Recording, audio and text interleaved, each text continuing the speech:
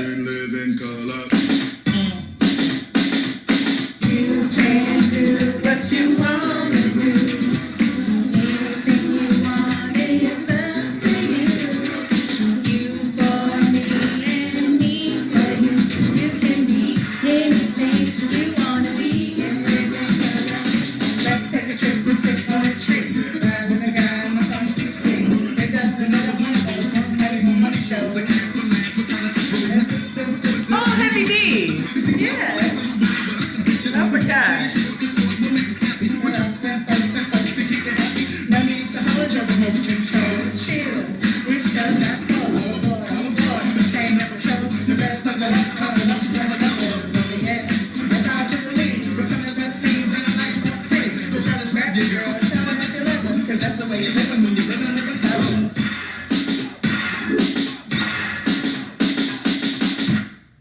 Hey, y'all. Hey, y'all. Hey. How's life? It's good, girl. Just living Quarantine. in the color. Yes. Living in color. In color. You know, sun is out. You know, it's in the 80s. You know they trying to open up Texas May 1st. I will be at home. Well, limitedly. I will be at home. No, but how do you want to open some place up and be like only 5 people can come in? It's like, just stop. Just keep it closed. Girl. Stop stressing people out. Right. So, as y'all heard, we opened the show up with In Living Color, a sketch comedy show created by the genius Keenen Ivory Wayans. Fine ass, too. Yes. Well, fine yes. now, because In Living Color, he looked older then than he It was does because now. that receding hairline. That's what it was the whole time? He came through on shame, though. When he shaved it off, Yeah, he looked good. I remember being a little girl and feeling away about He still looks so good right now. And he's like a yogi or something. Like he's real like I could see it. in tune with himself and the earth. I could see that. Mm-hmm. But yeah, In Living Color, it ran on Fox for 5 seasons from 1990 to 1994. And it won Image Awards, People's Choice Awards, an Emmy, and a couple of other awards. So some of the main cast that I would probably say, I'll name the most popular because they changed cast members each season. Mm-hmm. But of course, the Wayans clan, Damon, Kim, Sean, who started off as a DJ at first. It was SW S13 something. Yeah. Sean and Marlon, Jamie Foxx, David Allen Greer, Jim Carrey, Tommy Davidson, the one white lady, Kelly Caulfield. She's hilarious. Yeah, and they keep her employed. No, she's actually hilarious. Actually, they all keep her employed because she's been on Jamie. She's one of her on funniest. That's one of my favorite episodes.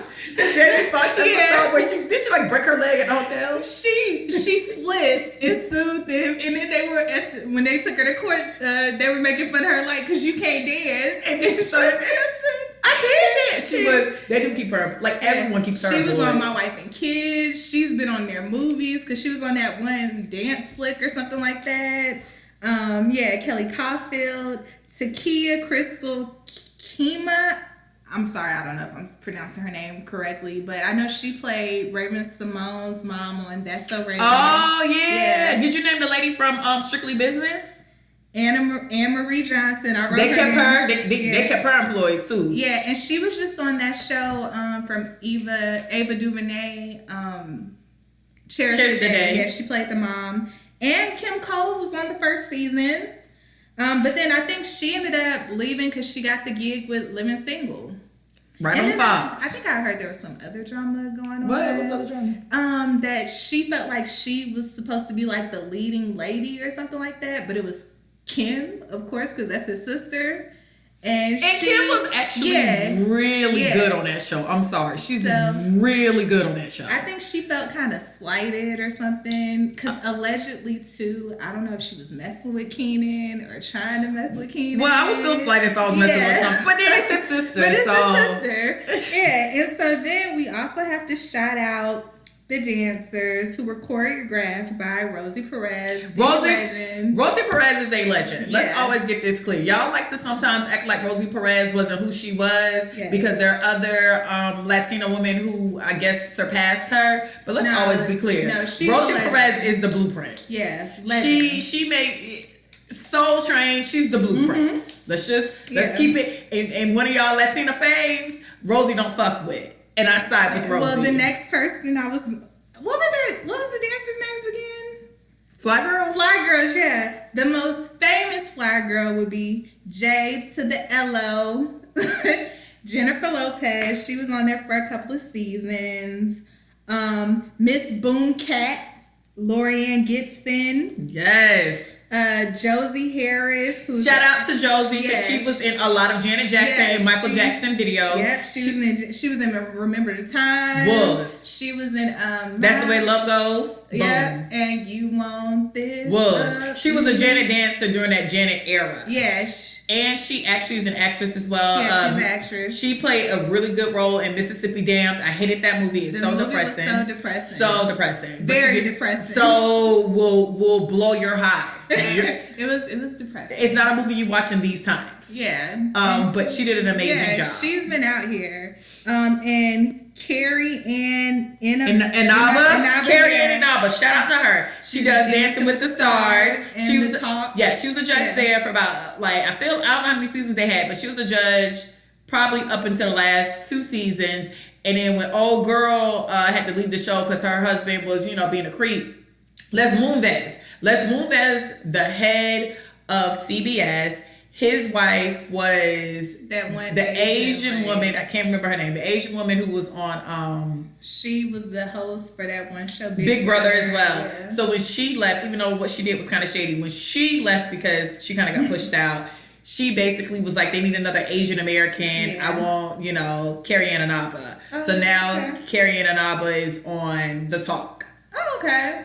But shout out, I like Carrie. And Carrie Ann was really good on Dance with the Stars. I never really cared for The Talk.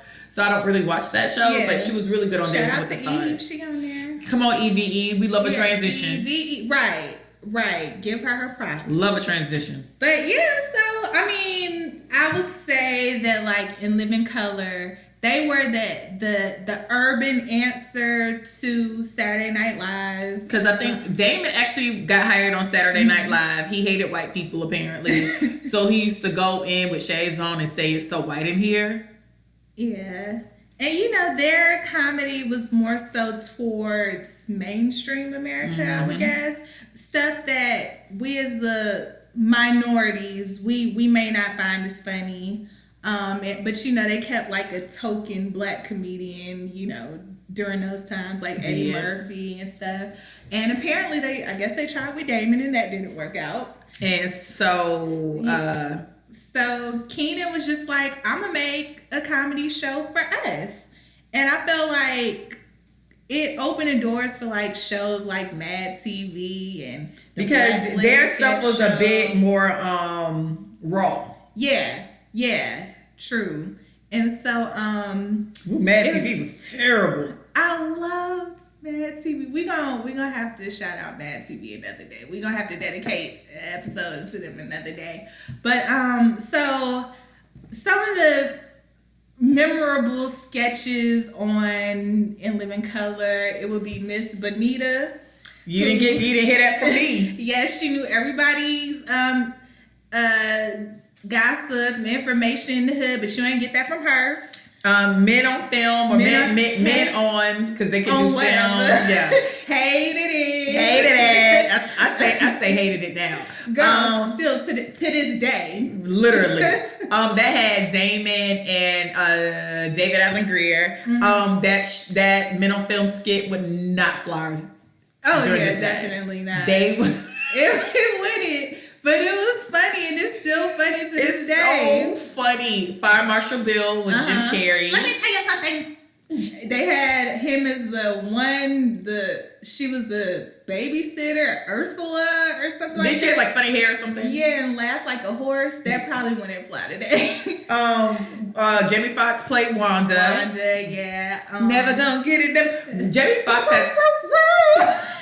Foxx has a hilarious story about how he was trying to holler at En Vogue while he was dressed as En Vogue. Are you serious? Yeah, so they had an episode where him and Tommy Davidson. And apparently him and Tommy Davidson don't get along. Oh, yeah, because Tommy Davidson, we can talk about that. Because Tommy Davidson was selling out his book. Yeah, so apparently Jamie was trying to holler, and then Jamie was trying to get on music wise, but Jamie was dressed as Wanda, acting like a member of Escape. So he's in like a glitter dress, dressed like Wanda, and he's trying to tell them, like, he's trying to holler and trying to actually give them his like demo.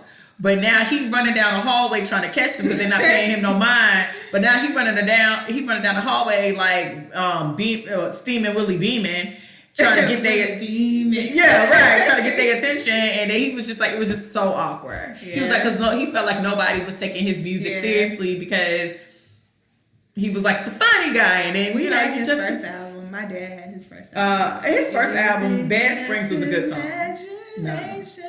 Nah, Bed Springs, shout out to the first album. Bed Springs is a good song. Yeah. And he wrote T-shirt and panties with I want to call it Adina Howard. Well, I was going to call her Anita Baker.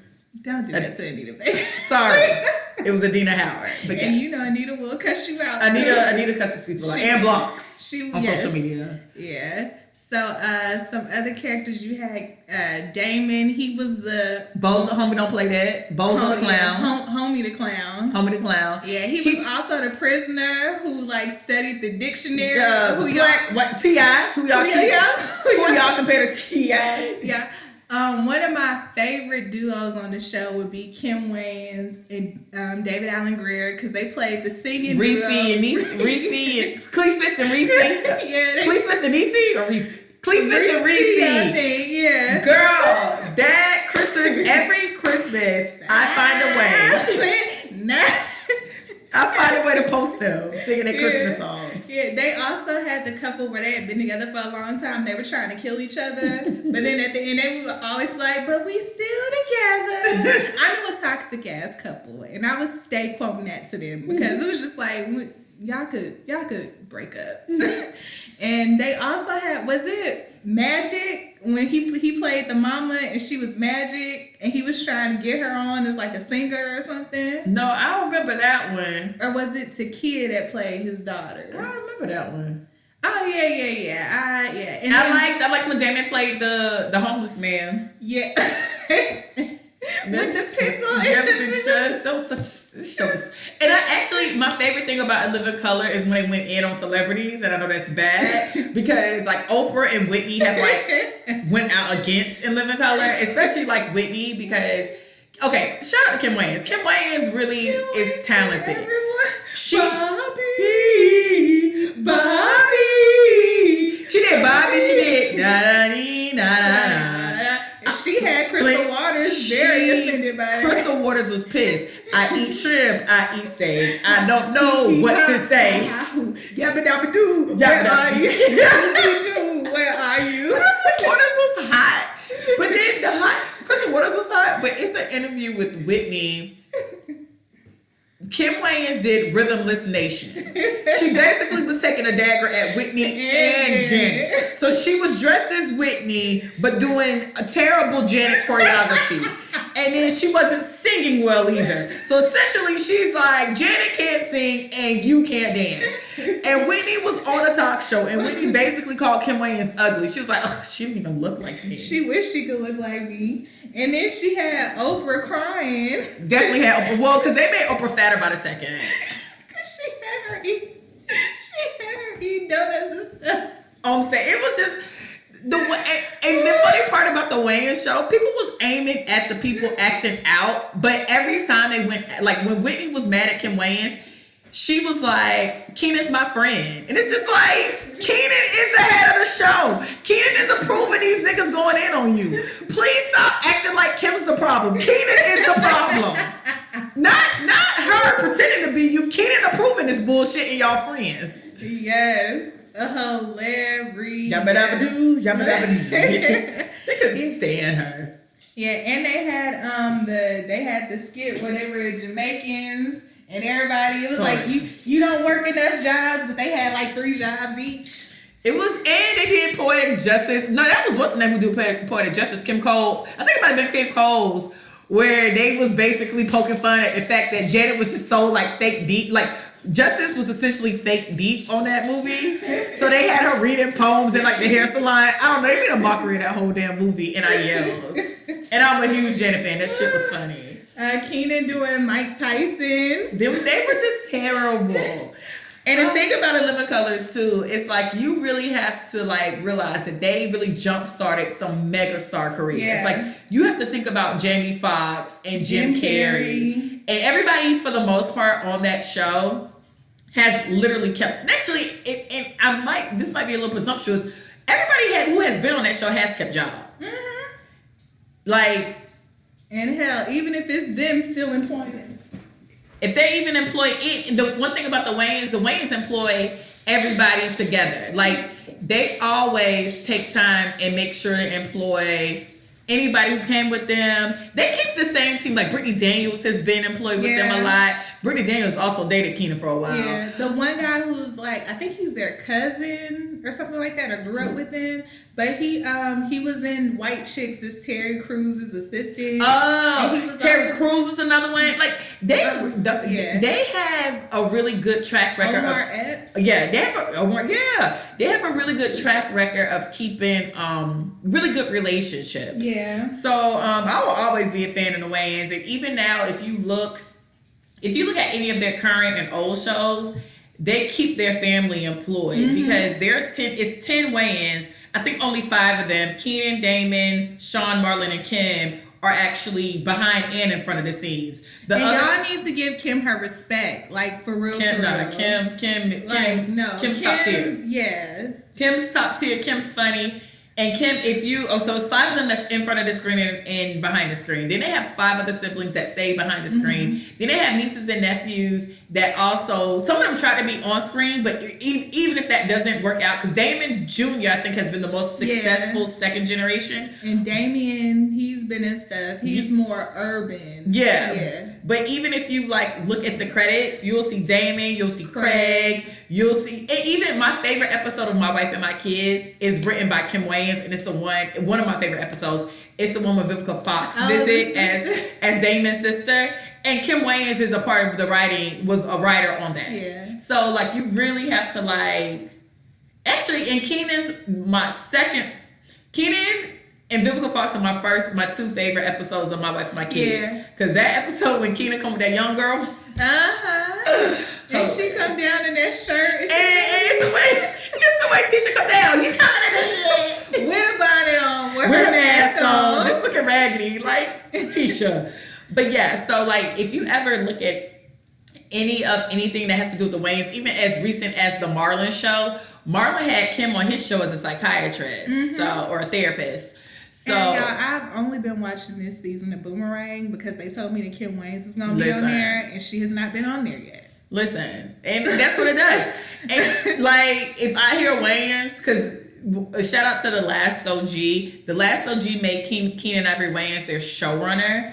And so, wait, before we get into Last OG, let's finish up with In Living Color, because Tommy Davidson wrote a book selling out on Jamie Foxx, and was basically saying that like Jamie Foxx would go overboard with his comedy and was like competitive and mean and stuff. And he was saying that there's this one what's it called when they play the scenes that don't outtake. There's this one outtake where because Wanda and Tommy Davidson, they played off of each other. And there's one episode where Wanda is giving him a massage and he tries to get up and Wanda like pulls his shorts down or something like that. He said Jamie really did that on purpose. He did not know. He was ready to put hands on Jamie. And he was saying that like even when they did Booty Call, he was like, it was competition with Jamie because Jamie didn't want to be like his sidekick. Jamie felt like he should be the star of the movie.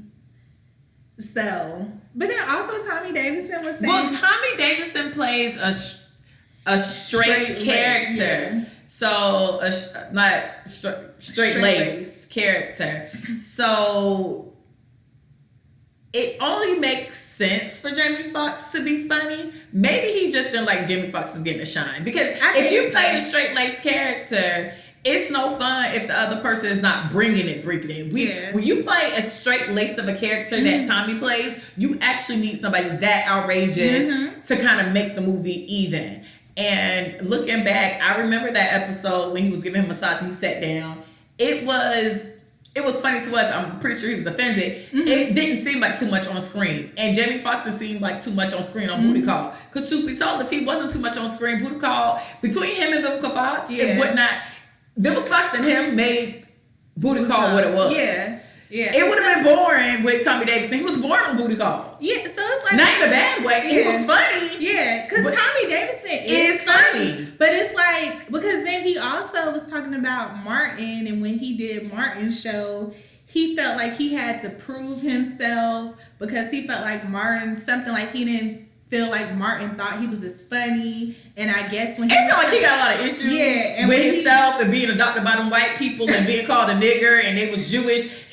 Tommy Davidson has a really like... And he was on drugs at one point. Yeah. Tommy Davidson has a very unique background. Yeah. So some of this just sound like him going through... He felt that... Because he was saying that he was trying to like talk to Martin, but Martin was just like, you don't understand. Like, I'm running this show... Like, I can't just sit down and chop it up with you. Like, I got a lot on me right now. And I believe it. Then Martin ended up doing drugs. I believe it. Yeah. Martin was running the show for a network that probably was trying to get Martin canceled every week. So Martin held that show with 100 different characters. We always have to remember the first 2 or 3 seasons of Martin damn near played majority of the cast. Yeah. So that's why with Tommy, I was like, is it that they were doing, because the way he talked about Jamie, it's like, well, was Jamie like really being shady? Or was he trying to make sure he solidified himself? Yeah. Because he's trying to stay on too. He broke too. He's trying to make sure he can live a life too. He's trying to get on. So and unfortunately, you had to play the straight-laced characters. Yeah. And that doesn't leave much room. Being a straight-laced character doesn't leave much room. And in comedy, I would assume, when there's A and B and A is a straight-laced character, you actually have to be able to act and deliver lines and be able to be like witty in another way. When your character B, where you can be obnoxious and ridiculous, you have a lot more room to play from. Yeah. Just because it's like you're the star,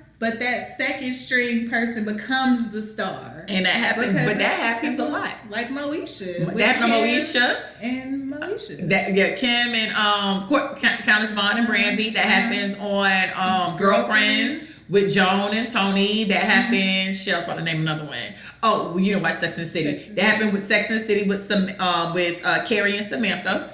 And it when you're a straighter, when somebody can be more obnoxious, they have a bigger room. They can say more stuff. They can be more offensive. Silly, more offensive, more funny. Yeah, it's their box is just bigger, and that's unfortunate. But I mean, I don't think nobody was out to get.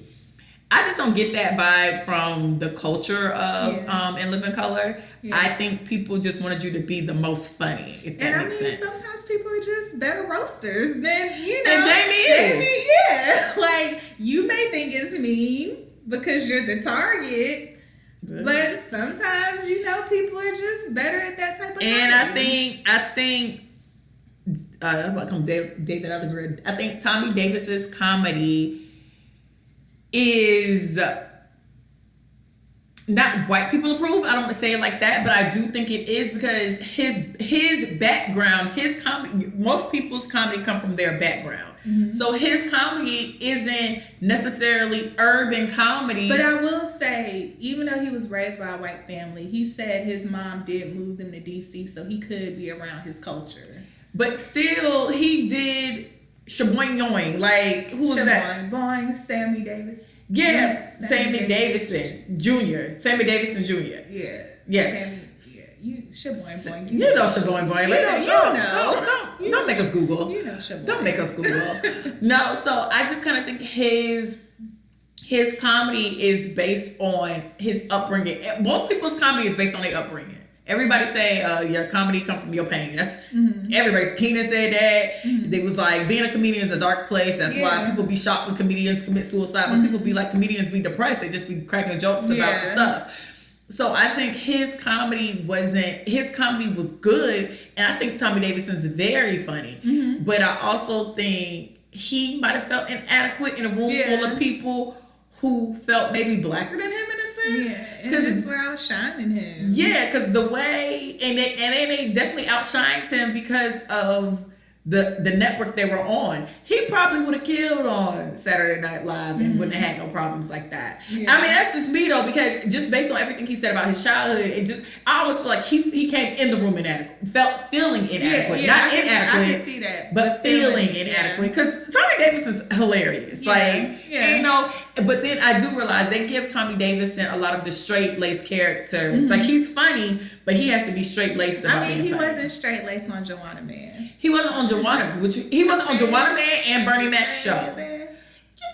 But like Woo, he was straight-laced. But he said Will Smith ran up on him. And I heard he tried to kiss. He tried to kiss Jada. And that made me like Will more. But I like Will more hearing about him through like stories like this, because people have this idea that Will is so soft. And then like randomly I heard that story about like Will and a drug dealer, how like he was like, I'm not gonna tell the whole story, but either way I had to move to LA. So Fresh Prince of Bel-Air. Yeah, because he was like, so my daddy went outside to talk to the drug dealers and then I moved to LA. It's like, hey, so what happened between? But so how long? So like when Jada said like they had to go to counseling, because everybody knew Jada was a pistol starter, so it was kind of like how she got with him. But then when she was just like, no, I met my match. It's just like, wait, because he seemed like he's passive aggressive, and he seemed like he can get under your skin. Yeah, like he knows how to push in buttons. Yeah, you have to fight Will. You have to straight up just start swinging on Will, because he'll do it with a smile on his face. And I don't know why you mad at me. It's okay. Yeah, you fight people like that just off rip. I don't have nothing for that. You fight people like that. So I do find it interesting when I get Will Smith stories, only because every time you realize that Will is and Jada said she was like, a lot of stuff had to happen so we can keep this dynasty going, because this shit would have crumbled. Yeah. we would have crumbled this a long time ago. Yeah. But shout out to Tommy Davidson. Shout out to In Living Color, the cast, the crew. And shout out to, randomly, maybe like a month ago, or a couple of months ago, the movie Sonic the Hedgehog came out and Jim Carrey was on his promo run.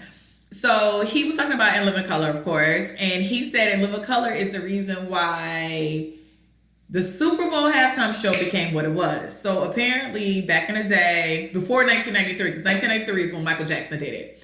Before 1993, and I think the Super Bowl might have started in like the 60s or like late 50s, they used to get colleges. So they used to be Oregon State, PWIs, of course. Oregon State, Florida State, whatever university. Yeah, whatever state they was in, it kind of went around and got like the schools in that state and had them do a halftime show. And then sometimes they said around the 90s, they started doing like New Kids on the Block, but it still would be kind of focused on college bands and just kind of like the city and the area's culture. And then New Kids on the Block would come do a song or two and go. So in 1992, Gloria Estefan, I can't remember where it was, but it was Super Bowl 26, if I remember. I was probably thinking Miami. So it was like, I think it might have been in Tampa. But it was the 1992 Super Bowl. And every time the Super Bowl came on, everybody played reruns. So Keenen had the idea, like, we're going to do a live show during halftime, because, halftime is like 30 minutes. We're going to do a live show during halftime so people who don't want to watch the halftime show can come watch In Living Color. And so everybody was just like, what? What you mean we're going to do a live show of In Living Color during Super Bowl? He was like, but everybody was young. They was like, all right, yeah, let's do that shit. Like, let's roll. Right. So In Living Color, I think it might have been Super Bowl 26, if I'm not mistaken. In Living Color does a live show during the NFL's halftime show. So while the halftime show gets ready to air, they do like a full throttle In Living Color, Men on Film, the Fire Marshal Bill show, whatever. They do their whole entire show. They end up stealing all of like the NFL ratings during the Super Bowl because everybody wanted to watch the halftime show, or they wanted to watch In Living Color during the halftime show. And the problem too was because even though Gloria Estefan was there, and Gloria Estefan was big, but the shows still were like up for the people and like bands and choirs. So everybody just watched In Living Color. Fast forward, the NFL was not happy about that, of course. So the next year, they decided to get like a mega star, and every year after, that's what they did. So in 1993, they got Michael Jackson, and that was the first like real life produced from an artist halftime show. Michael Jackson, which is still a top tier. If you really look at his show right now, it's still really a top. That's 1993. Still a top tier show if you really look at everything Michael did in 93 that people are kind of still doing now.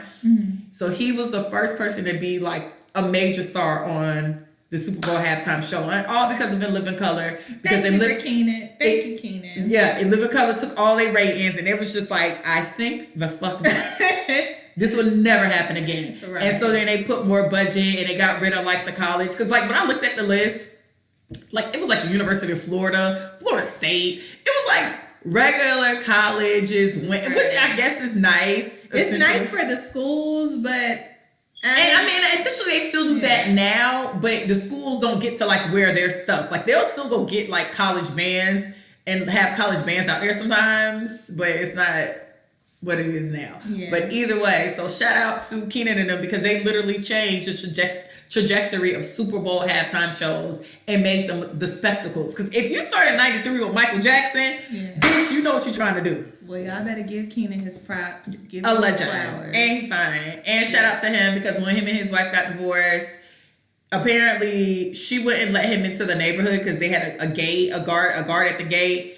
And he said that you don't get mad, you get funny. So what he did was buy the house down the street from her. So him and his wife literally live on the same street, but a few houses down from each other. And they're the best of friends now after all of that. And he was just like, and I remember he said, you don't get mad, you get funny.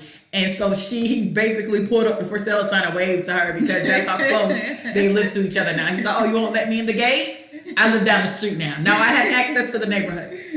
How are you doing today? Good morning. You thought you were petty. Yeah, you thought. I'm the one with the money. Remember you thought you didn't know the money was long. Right. Moved literally down the street from her. He said now they're like the best of friends, and it's perfect for the kids because the kids can kind of go between the houses.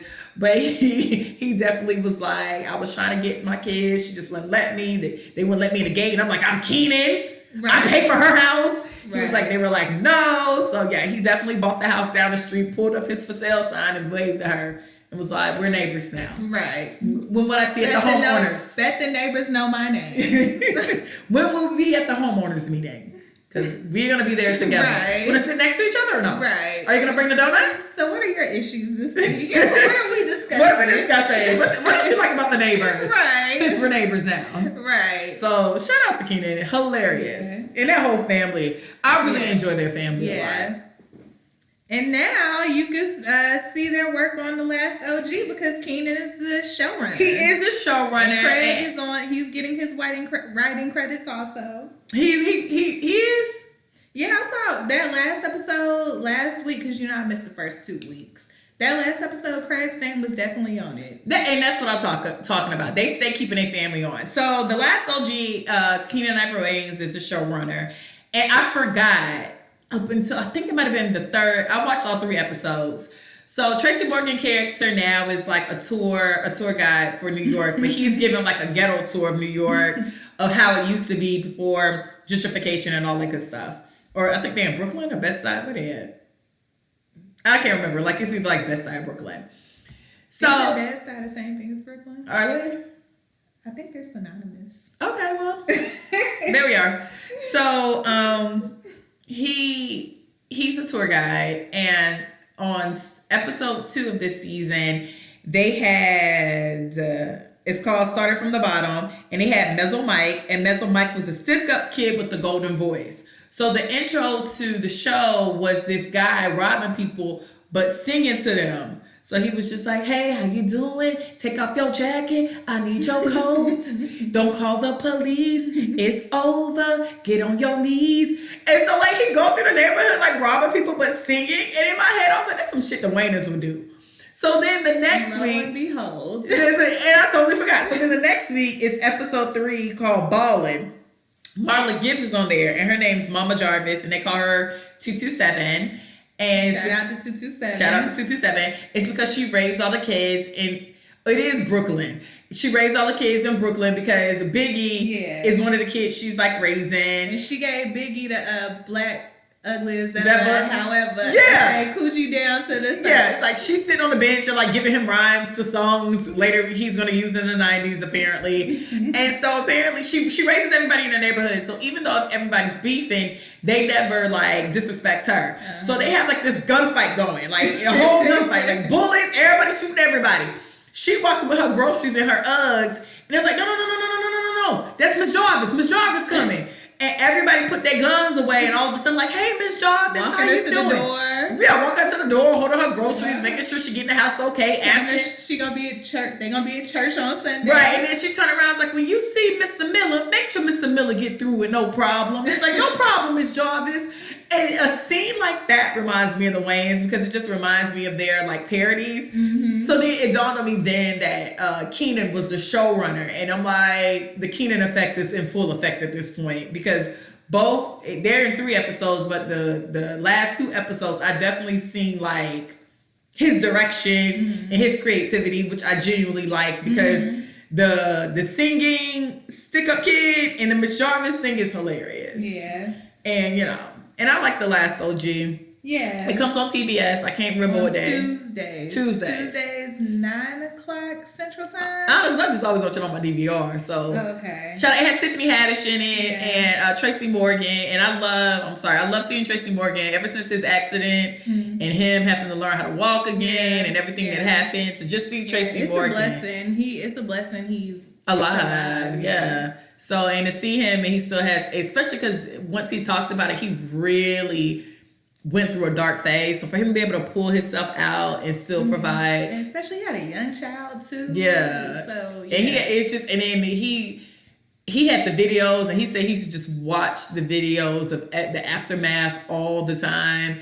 So for him, and he won a whole lot of money with Walmart too. But for him to be able, and he lost a friend. He definitely lost a friend. Yeah. So for him to be able to still make people laugh, I thoroughly enjoy. So The Last OG is, I like it. I enjoy it. It is a good show. Yeah, I definitely enjoy it. And this last episode had Chris Bosh and Carucci. Yeah, and what's Carucci man name? Victor Cruz. Victor Cruz, yeah. And watch The Last OG. They need to hurry up and put it on demand because I had totally forgot that it came back. I knew it was supposed to be coming back. I didn't know what day it was supposed to be coming back, when the season was supposed to be starting. Yeah, I just seen it on the DVR. Yeah, but TBS, they're like, The Last OG. Check your local list. It's like, well, tell me. Yeah, when I seen that, I had to double check and make sure it was still on my DVR to be recorded. So I watched all the episodes like this weekend because I was like, man, I got 3 episodes of The Last OG. Yeah. I'm gonna probably have to watch it online, but I do enjoy The Last OG. And you can see the Wayans, the Keenen, essentially the Keenen effect on it. So shout out to the Wayans, shout out to Last OG, Tracy, and comedy. Yeah. So moving on to another comedy, Insecure. We're on episode 3. So episode 2 was Low Key Distant, and episode 3 is Low Key Thankful. So I'll just do a recap of like the 3 main stars for the last couple of episodes. So in episodes 2 and 3 with Molly, we see she's trying to establish a deeper and meaningful connection with Andrew. She's cooking for him. She's being more transparent with him about her family and things like that. We see he's a little hesitant, but he's receptive.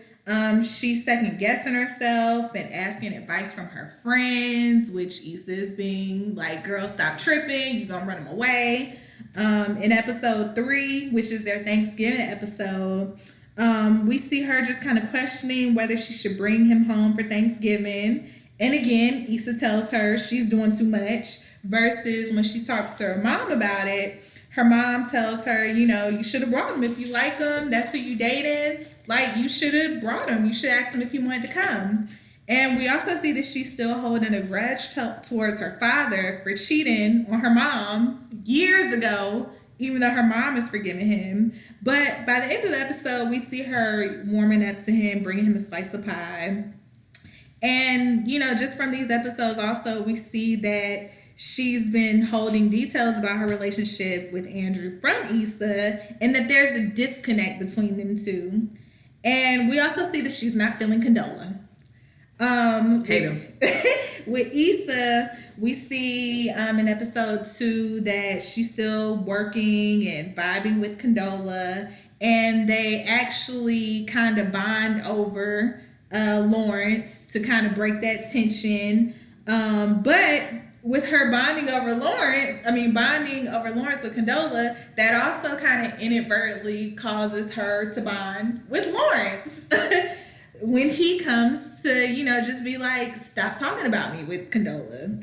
And also, we find out that she stopped messing with the TSA babe because he has 2 kids and 1 on the way. And plus, Plan B was becoming Plan A.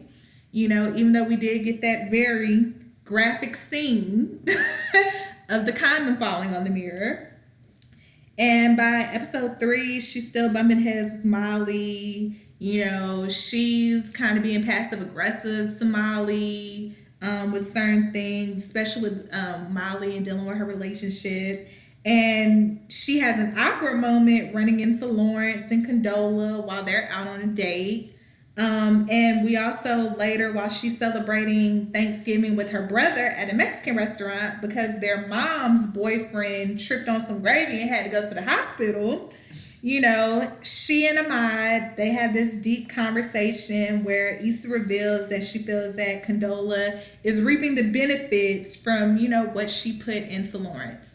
And we could kind of gauge that she still has feelings for Lawrence.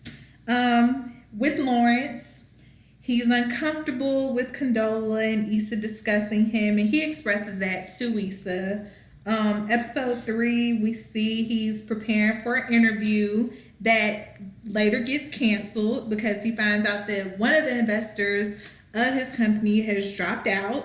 And his concern isn't more so that he's going to lose his job, but it's more that he won't be able to get promoted, even though he's only been there for a year. So it's just kind of like, you probably won't get promoted this soon anyway. But I don't know how it is in tech companies. And, he ends up spending Thanksgiving with Condola and her friends, where he learns Friendsgiving, where he learns that Condola is not interested in a serious relationship, which leads them to having a slight blow up afterwards. And this episode ends with Lawrence reacting to Issa's Insta story and her responding. And then we get the dun dun dun dun dun dun dun dun dun dun dun dun dun. Midnight and she's on your phone. Yeah, girl. So I guess we can start with, since I started with Molly's recap. I mean, with Molly, you and I, we both agree that she's not wrong for wanting something more with Andrew. She's not, but it's the way she goes about it. Molly don't know how she is. Molly has no cool. Molly has no. When Molly makes up in her mind something, then it's just like boom. That's exactly what we said. We said Molly was obsessive, and I understand Molly being obsessive because I'm an obsessive person as well. When I decide XYZ, it's XYZ. Yeah. And even if you can show me it's ABC because I decided it was XYZ. It's gonna be XYZ till it ends, and then a month later I'll be like, oh, it was ABC. And then now I'm at the house looking crazy as hell because I had XYZ in my head, and you couldn't talk me out of it. So I feel like it's like Molly flipped the switch that she wants to be in a relationship. I just flipped a switch. So we need to be in a relationship now. Now. And if you don't want to be in a relationship or move towards a relationship, there is something wrong with you. I need to figure out what's wrong with you. I'm going to batter you until you just get to the point where you're done. But not even if you don't want to be in a relationship. I mean, you don't want to move. It's if you don't want to move like I'm moving. Yeah, you have to literally move based on how she is. And I can understand Molly because a part of me is very much so like that. I mean, if I say the sky's orange, you're not gonna convince me it's blue. It's just I don't. And we're gonna make it orange. And it's gonna be orange. I don't know what to tell you. It's orange. Like, how do you not know it's orange? It's orange. It's orange. Do you not see orange? Why don't you see orange? It's orange. It's fucking orange.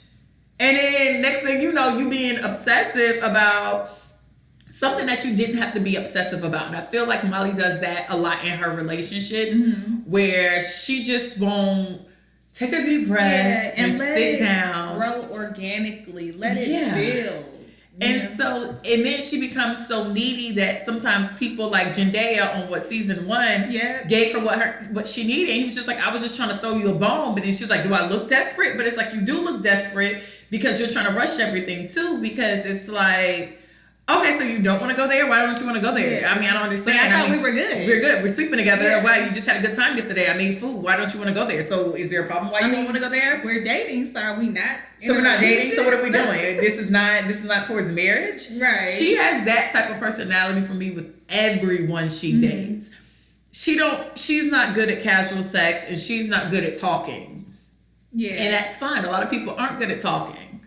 But I will say she is getting better, and I feel that she is. Yeah, and Andrew is a good partner for her because he's patient. Yeah, and I mean he'll be hesitant at first, but I also think it's because Molly kind of threw him off initially anyway. Because at the end of season 3, they were vibing, and then they were joking with each other, and she made a joke about him kissing his friend's girlfriend. He made a joke about her sleeping with Dro. And then from there, she was just like, I ain't effing with him no more. Yeah. And I can relate to Molly in that way because I be having to talk myself out of self-sabotage and stuff. And I got to talk myself off of like, oh, well, he ain't do this. So I ain't talking to him no more. And, you can't be like that. But it's like I could see where Andrew could probably... Seeing how she reacts to certain stuff, I could see where it would cause him to kind of put up a guard with her because it's like he don't know what he gonna get from her. But because she's a bit unpredictable. Yeah, but he's being patient with her, and with Molly, I understand her wanting to have deep when you're dating someone, you're getting to know each other, but it takes time for people to be vulnerable with individuals. And it's like I didn't like the fact that Molly was like, well, I share stories with him about my family because to me it just kind of seems manipulative of like, well, I'm telling you this so you need to tell me that, where it's like, no, you share stuff because you feel comfortable sharing that with the individual. And so it's she wasn't wrong for wanting to know what was going on with his sister. But it was like when you saw that he didn't want to talk about it, you should have dropped it. But then it turns into, so why don't you want to talk about your sister? I'm just trying to get to know you. Why can't I get to know you? I want to know you, but why won't you let me know you? Is there a problem? Why I can't know you? So you don't want to be with me because you don't want me to know you. Yeah. And I feel like that's what goes on in her head because as a person who can do that, I can do that to myself. And not like outwardly, like I'll start asking questions, but like if I'm asking one question, trust and believe 8 of them went past. Yeah. And I just caught one. And then I asked another question, another 8 of them went back. Yeah. And I caught one more. So, but I do think she's gotten better. And I think she's found a guy who's patient. Yeah. I also think that sometimes patience run thin. So I would like to... I'm interested to see how this continues because, like I said, patience run thin. And, I think he kind of gets, like, he was just like, hey, I really don't want to talk about my sister, blah, blah, blah. I hope she understands it's going to take him time to open up versus the next conversation she tries to pry into something and then she acts the same way. Like, so why don't you want to talk about this? And it's like, he already just told you that he has to take time to get to know his space. And plus, it's his sister's business. He don't want to tell his sister business. And, we just been fucking and eating in tacos. Like, you gave me this salty ass gumbo trying to raise my blood pressure. Right. And then I'm not making this brew again. I don't eat like this. I just want to go see Summer Walker. Yeah, and it's like her need... And I understand. I've been in a situation where I forced people to kind of go the way I want them to go. But it was just like, sometimes just go to the concert. Yeah. Or just be upfront with, I want us to get to know each other. Because just because you went to the Summer Walker concert don't mean that y'all couldn't have before or afterwards. Exactly. Like, hey, let's come to the house and I would do it before. Yeah. And let's just, before we go into the concert, I don't know where the concert was at. I will assume her stuff would be like the House of Blues. Yeah. So let's just, assuming. I mean, I wouldn't go to a Summer Walker concert. Have y'all seen her performances? No shade. But I would like, hey, let's go to a park downtown, because I'm pretty sure she's at one of them venues she is at one of them venues downtown, because she was here in Houston before. Yeah. So it's like you could have found another way to get your end goal. Yeah. And went to a Summer Walker concert and watched her check her cell phone. Yeah. It didn't have to be or we do this. It can always be an and. It can always be ... It can always be a but or something, but it don't have to be or all the time. Yeah. I mean... And Molly is going to continue to get her feelings hurt by trying to go to Issa and ask her for advice when Issa ain't the person to go to for advice like that. Issa's very nonchalant. Issa don't even speak up for her own self. And so she don't speak up for her own self. She's passive aggressive. And Issa, it's a lot of stuff. It's 50% of the stuff Issa roll off her back. I mean, she don't take stuff. She don't take stuff to heart. Like, I'm emotional, so I take everything to heart. So if you're a person, and I have a friend who's definitely not emotional like that. Yeah. So she just like, but he said he didn't want to go. Yeah.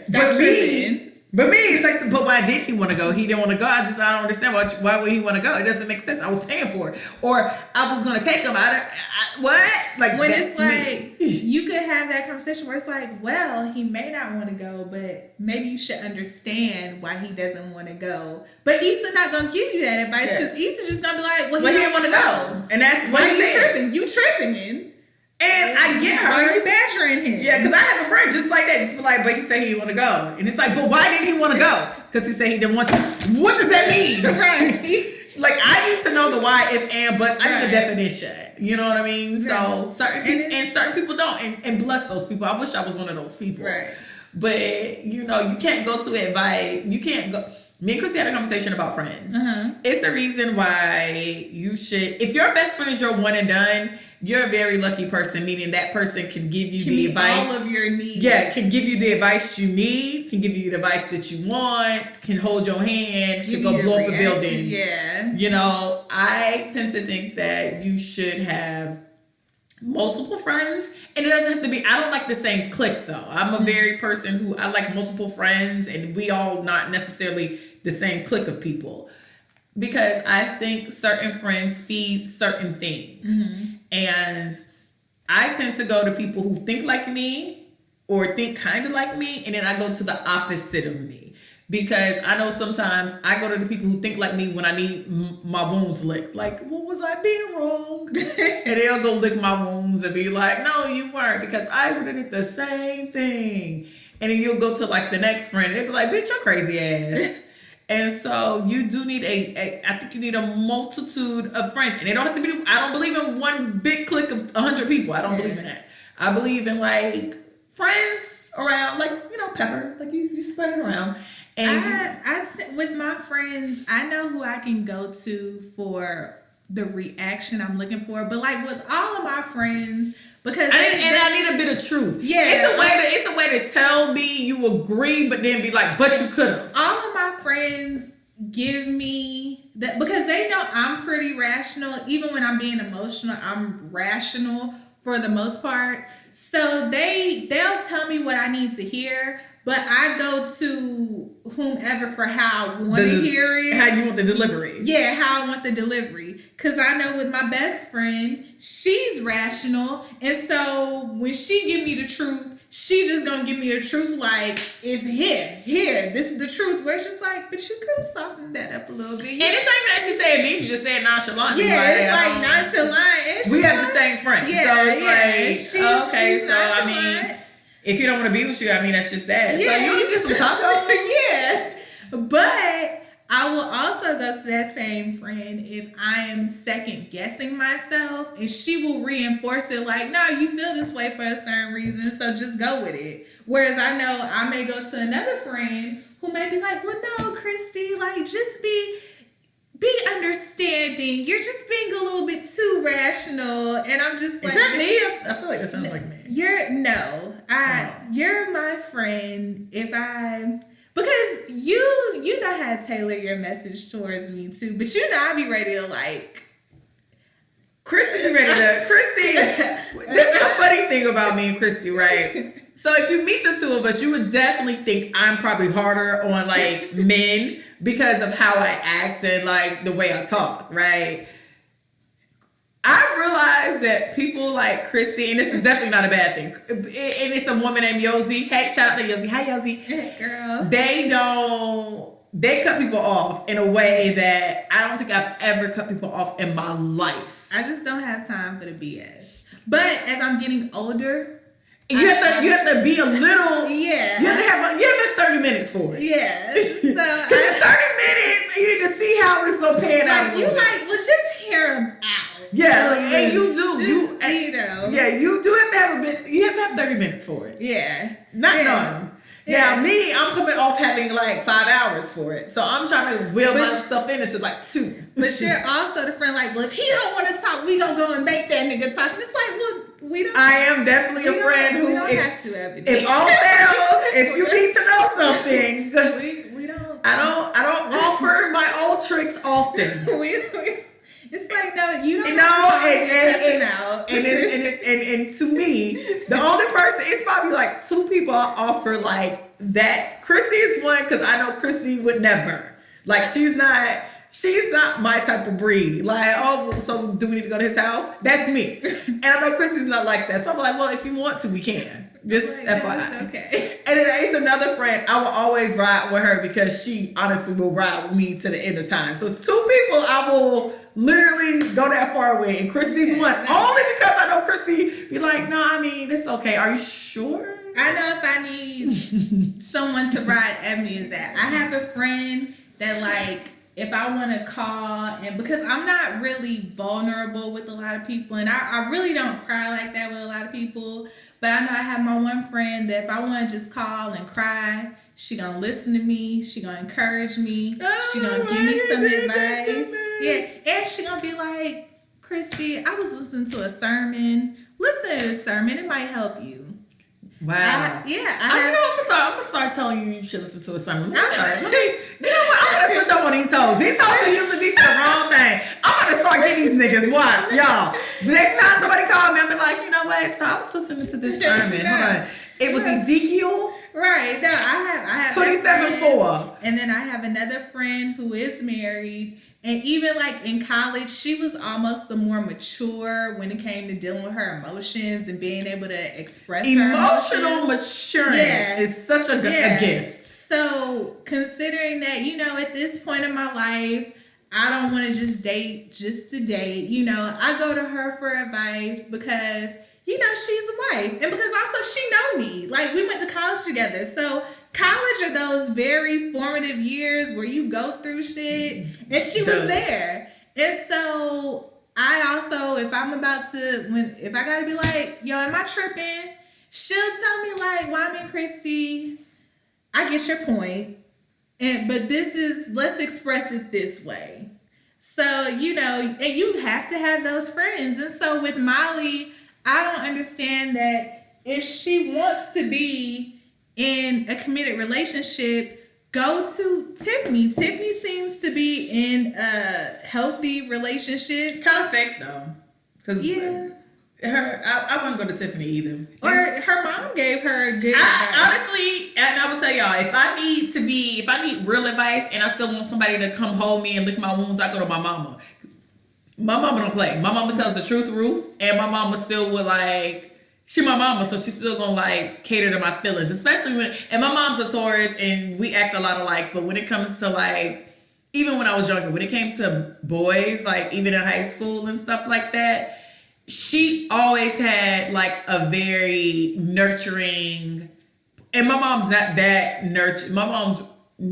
nurturing. she always had a very nurturing spirit if my feelings were hurt about a boy. Understand. She been through it. Yeah, and my mom's not nurturing that. My mom be like, so what you need? Like, my mom's like that. But it's something about me going through boy trouble.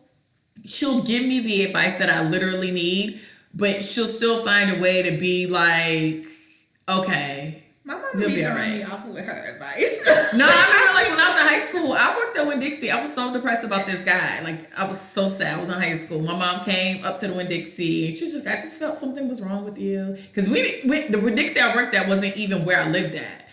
And so, because they didn't have Winn-Dixie's in my neighborhood, we only did Publix. So, okay, bougie. Yeah, we did. Ugh. So my mom came. I was just like, Mom, he just is told my story as I'm checking her out in the Winn-Dixie line. I was like, can I just go to his house after I get off? And she was like, yeah. She was like, well, let me call his mom and tell her that you're coming. So like, cause they knew each other. So she called his mom and like, I went to his house. I think I got off at like 9:00 or whatever high school hours is. And I went to his house, like knocking on his door, trying to talk to him. And then like months later, we broke up. I thought it was the worst breakup of my life. I thought I was gonna die. My best friend and her family were going to Jamaica for a couple of weeks. And she was like, well, I'll send you to Jamaica. Like my mom really, even in college, my mom caters to, I don't know why, but she always had a way of catering to like heartbreak. Girl, my mama, when I was in high school doing my first real boyfriend, first off, he used to be stressing me out. And so I was losing weight. My mama thought I had an eating disorder. You gotta know her mama too. Her mama funny. So every morning she would make, because my dad, he was working at the railroad or whatever. So every morning she would make him breakfast. But, you know, I would be heading out. She's like, you need to eat this breakfast now. What's wrong with you? You losing weight. You getting skinny. Do you have an eating disorder? You need to eat this breakfast. And I'm like, but Mama, it's only grits. You only made me a bowl of grits. Like, so she would sit there and make me eat grits because I was stressed out over my boyfriend. And I remember some girl came up to me and basically told me how she had been messing with my boyfriend. And I found out from a friend while she was at my house. And I was just hysterical. Because this is my first boyfriend. Come on. And I was like crying. Come on, hysterical. And my mama was like, you don't never let another woman tell you about your man. And I was like, what kind of advice is this? I understand. Like, but she's messing with him. I need to leave him alone. And so my mama sometimes her advice just be a little iffy. No, my mama has always kind of been it wasn't until maybe a couple of years ago with this one guy. She was just like, you have a way of picking the same man. And I was infuriated with her. Mm-hmm. But she was right. And then that's when I decided to take a break because a part of me is attracted to something. Mm-hmm. That's a recovering party girls conversation. But yeah, it's a mess. But yeah. So on to Issa and Lawrence and all them. Can I just say that Issa? We're gonna do a trifecta? Because they all tie in. Yeah, Issa and Lawrence, and Condola. Can I just say that the third episode, it really reinforced it was something about Condola. Listen, from first episode, Chrissy did not like Condola. I'm not going to say I didn't like her. It was just something off about her because I didn't like the way she handled the situation with Issa and Lawrence because I felt like she blew it out of proportion way more than she needed to. Because it was just like, well, at the end of the day, you don't know Lawrence or Issa like that. I mean, if you want Lawrence to be your man, he could be your man, but you just really need to make this a work relationship with Issa. And just the second episode, I felt like she should have shut Issa down when Issa kept asking too many questions about what she was doing over the weekend. She should have told Issa, like, I want this to be a professional relationship and left it at that. And then I didn't like the way she told Lawrence that her and Issa had talked about him. Like, that was just weird to me. Okay, so I can deal with them getting the elephant out the room because it was just odd. So I wasn't opposed to that. And I kind of think she should have been more mindful to talking to Lawrence about what was said with Issa. Yeah. But I think maybe she really thought what Issa said was funny. And sometimes I be cackling about stuff from 2 weeks ago. So, I mean, she could have lied, but her being open, her just saying it, I didn't have a problem with. My problem with Condola officially came this episode 3, low-key thankful, when she decided, or I guess had always decided, that she didn't want a relationship. And my thing was, why all this drama for something that you wanted to not be a relationship? Because to me, I've read a lot of comments on Twitter, and people are saying Condola got these boundaries and she's such a bad bitch. She don't. And look at her kitchen. She's better than Lawrence, because who has a kitchen like that in LA? And it was all this stuff about like praising Condola, but my thing is, if Condola wanted dick, it was no reason for her to pursue Lawrence. You can get dick from anywhere. Why would you pursue Lawrence for penis and still want to work with Issa and build a friendship? Because essentially they're building a friendship as well. Why would you want to do that if all this was just about dick? Like, Lawrence ain't all the be all to penis. Right. In LA. I'm pretty sure of it. And then fast forward, she was dating Lawrence. Even with that conversation with Issa was like, oh, that's romantic. And then it was like, oh, I get it. If this is just about dick, just get your dick in the middle of the night like the rest of the niggas after the club and go on about your day. So then that was a problem. And then people saying Condola was better than him because of her place. Condola still was busting down in his apartment. Right. So who cares what her place looked like? She was still ready to bust down in a 1-bedroom. Right. Well, okay. And so that's like my problem with Condola. It's like people have this thing of, oh, she had boundaries, and because she wanted her boundaries. And she had a whole bunch of opportunities to state her boundaries before this episode. And I thought she was rude as hell to Lawrence too, with the whole, well, I mean, you invite yourself. Because I mean, you could have not said, you could have said no. And that was the time. Once we get to the boundaries, that is a time that you could have been like, nah. Because the thing was that Lawrence, y'all are dating. It's Thanksgiving. And let's be clear, y'all are dating because y'all are meeting in the daytime too. Yeah, and y'all didn't. He said, he was like, we don't have family here. So do you want to do something? You want to hang out? She said, you don't have family here. Huh? He told her that she didn't have no family. Yeah, and he's like, we can hang out. And she was like, oh, because he was like, well, you want to come to me with my boys? And she's like, well, I'm having Friendsgiving. And he was like, oh, well, do you want me to come? She could have also said, no, I'm good. Yeah, she was like, oh, well, sure. So she could have said, no, I'm good. When he offered that, like, nah, I'm good. It's too soon. It's too soon. And then when she did her Friendsgiving, when he did it, she could have said no then. Yeah. You still want, and then he came in and said, I bought bubbly to the Thanksgiving or whatever he said. And he was like, well, I'm about to leave. No, don't go. Yeah, you played into it too. Yeah, so don't act like you just so shocked that he's here. Like, no, like you invited yourself. It wasn't you like were accommodating to him inviting himself. It wasn't like he was like, oh, I'm gonna come. He actually was like, do you want me to come? And when initially when I watched it, when she said sure, I didn't get from her being like, well, sure, and her being hesitant because she's like, oh, I really don't want him to come. I thought that she didn't think he would come. Yeah, because she was like, would you come? Yeah, so it was, I didn't really like all that, and I really don't understand the hate for Lawrence. Like, I genuinely do not understand it. Let's run down Lawrence right quick. And I know I hate to have to defend niggas because I'm not Lawrence Hive. I'm not Lawrence Hive. I'm definitely not Lawrence Hive, but I'm not like anti-Lawrence either. Anti-Lawrence either. So this is the thing. Lawrence Hive is so extreme. I think the women who hate Lawrence have to be as extreme.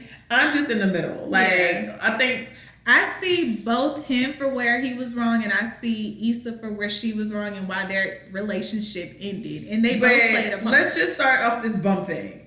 Yeah. So I went back and watched the season 1, episode 1, which is a pilot episode of this show. It was Issa's 29th birthday. They've been together for 5 years, so he was 24. I don't know where y'all were at when y'all were 24, but when I was 24, I was living with my mama working. Where was I working at? Home Goods, part-time. And I think I was working at the Cleaners. I was the manager at the Cleaners, and I was working part-time at Home Goods. 23, 24, I got laid off from my first full-time job after college at 23. I was temping, trying to get in unemployment too. And I had a friend who graduated with a 3.8. She was working at Hertz. rent-a-car place. That was her at 24. Right now, she works at Facebook and she's an executive and she flies all the time and the whole she lives a whole good Facebook social media life right now.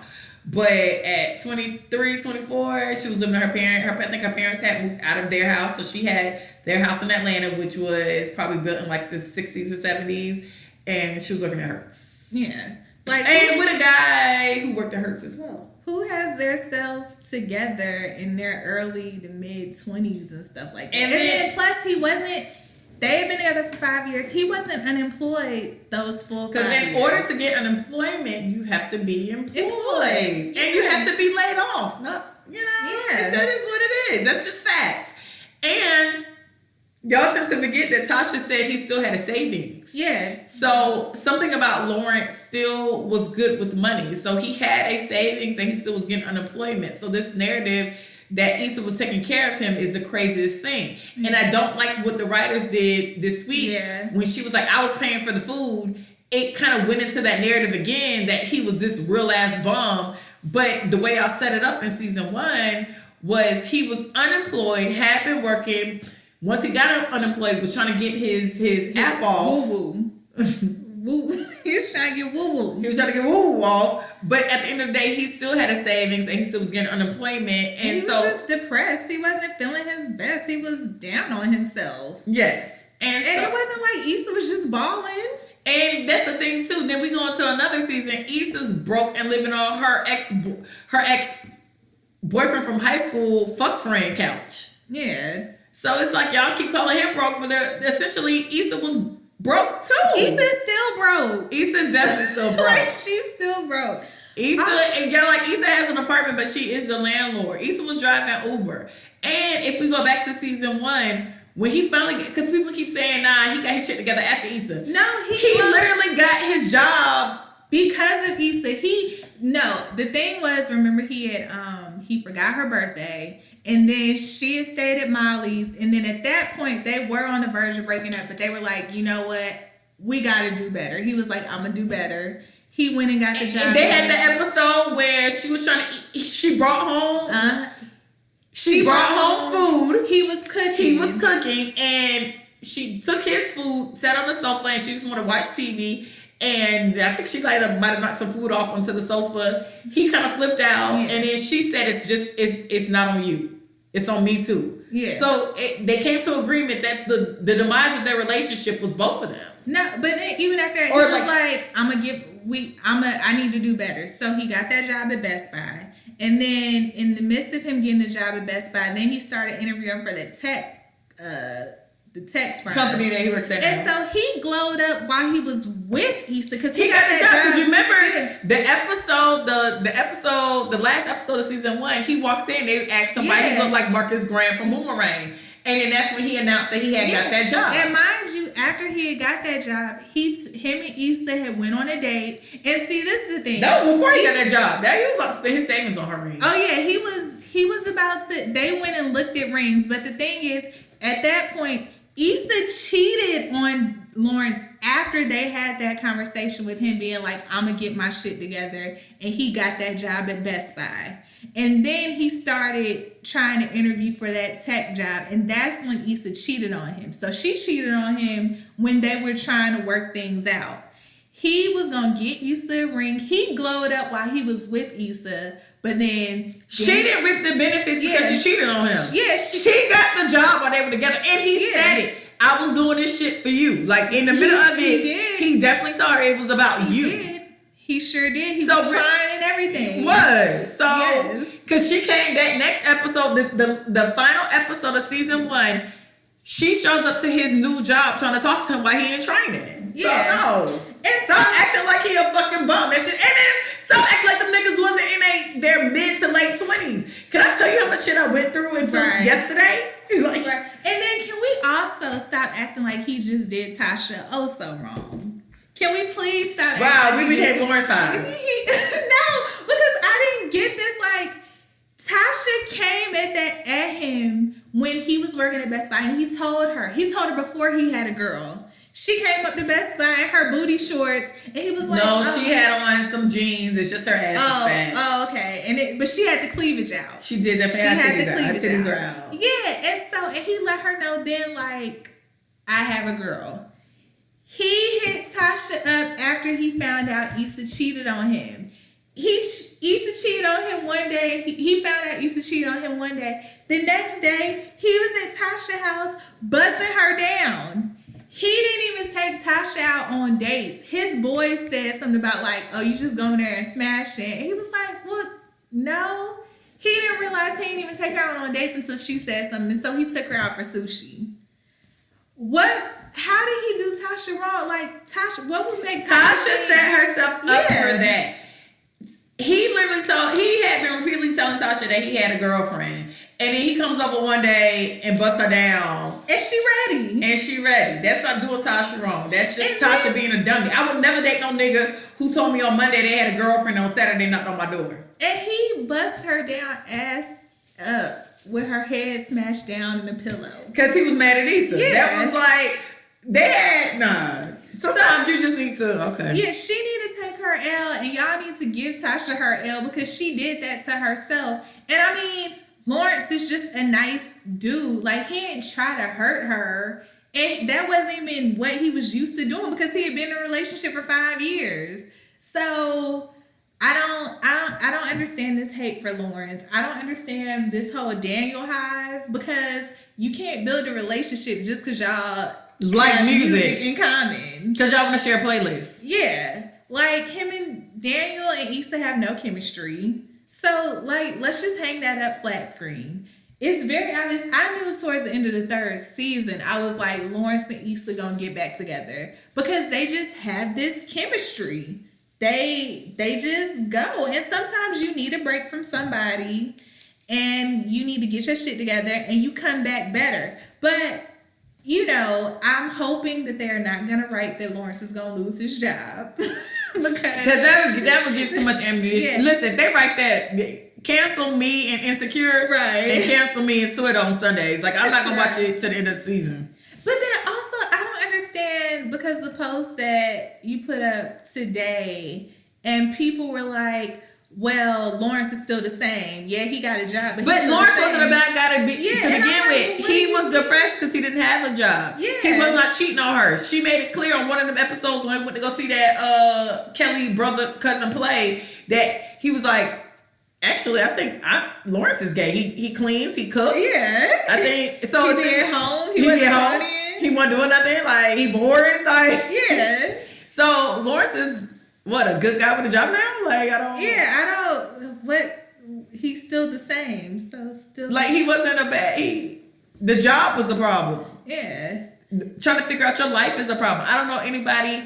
Like, somebody said Insecure has the worst TV show takes of all TV shows. And I'm convinced by that. I think that people tend to put their lives into Insecure. They project a lot. Yeah, because I just don't understand how Lawrence is such a bad guy. And I realize a lot of y'all don't like Issa either. It's Insecure's commentary is really weird. This is the thing. Issa had a choice to leave Lawrence when he was unemployed, just like Lawrence had the chance to leave Issa after he found out that she cheated on him.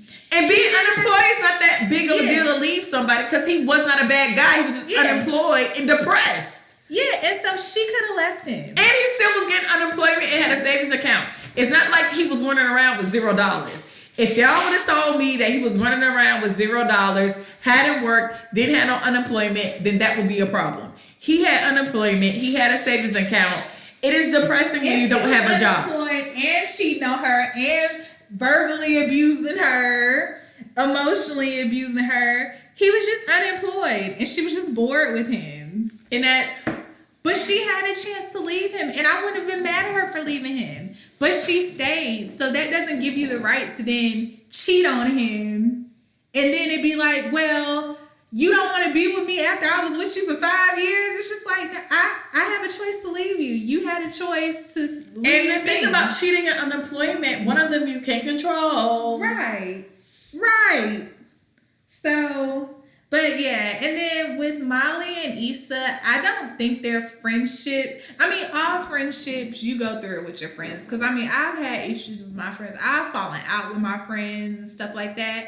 But I think Molly and Issa's main issue is that they're trying to make each other everything to each other instead of accepting each other for who they are and dealing with each other based on And I think they might not have dealt with each other to this extreme in the past 5 years because with Issa being with Lawrence, that took up time. Issa has nothing but free time now. And so Molly kind of has to be her everything because Issa has nothing but free time. Issa had a nigga. Niggas take up your time. Like a boyfriend takes up your time. So I think now that they're both single is a problem too. But I can see why people going on Issa. Because, like, if you go back and watch some other episodes, Molly really do be riding for Issa. Oh, Issa Molly rides like, the way I would. Yeah. Where y'all need to go? Where I need to show up? Yeah. And Issa has, like, been hella self-centered in the past seasons and stuff. And so... Is it self-centered or is it just naturally Issa's personality? Molly, can you go to his job and talk to him? But Molly, can you drive me back to the dunes because Lawrence called me? No. She didn't ask. She asked her to go. She asked her to go to his job. She didn't ask her to take him to the dunes. She took him. Yes, to the dunes. she did. She did. Yeah, because he called her and she didn't have. I thought she called an Uber, and then Molly was just like, "I got the keys," because nobody drove. I thought it was Tiffany's car that drove them up there to begin with. Oh yeah, but and then Molly stole Tiffany's car and took her down there though. Because Issa was gonna have to spend all that money though for that drive. Yes, and that's when she stole the car keys.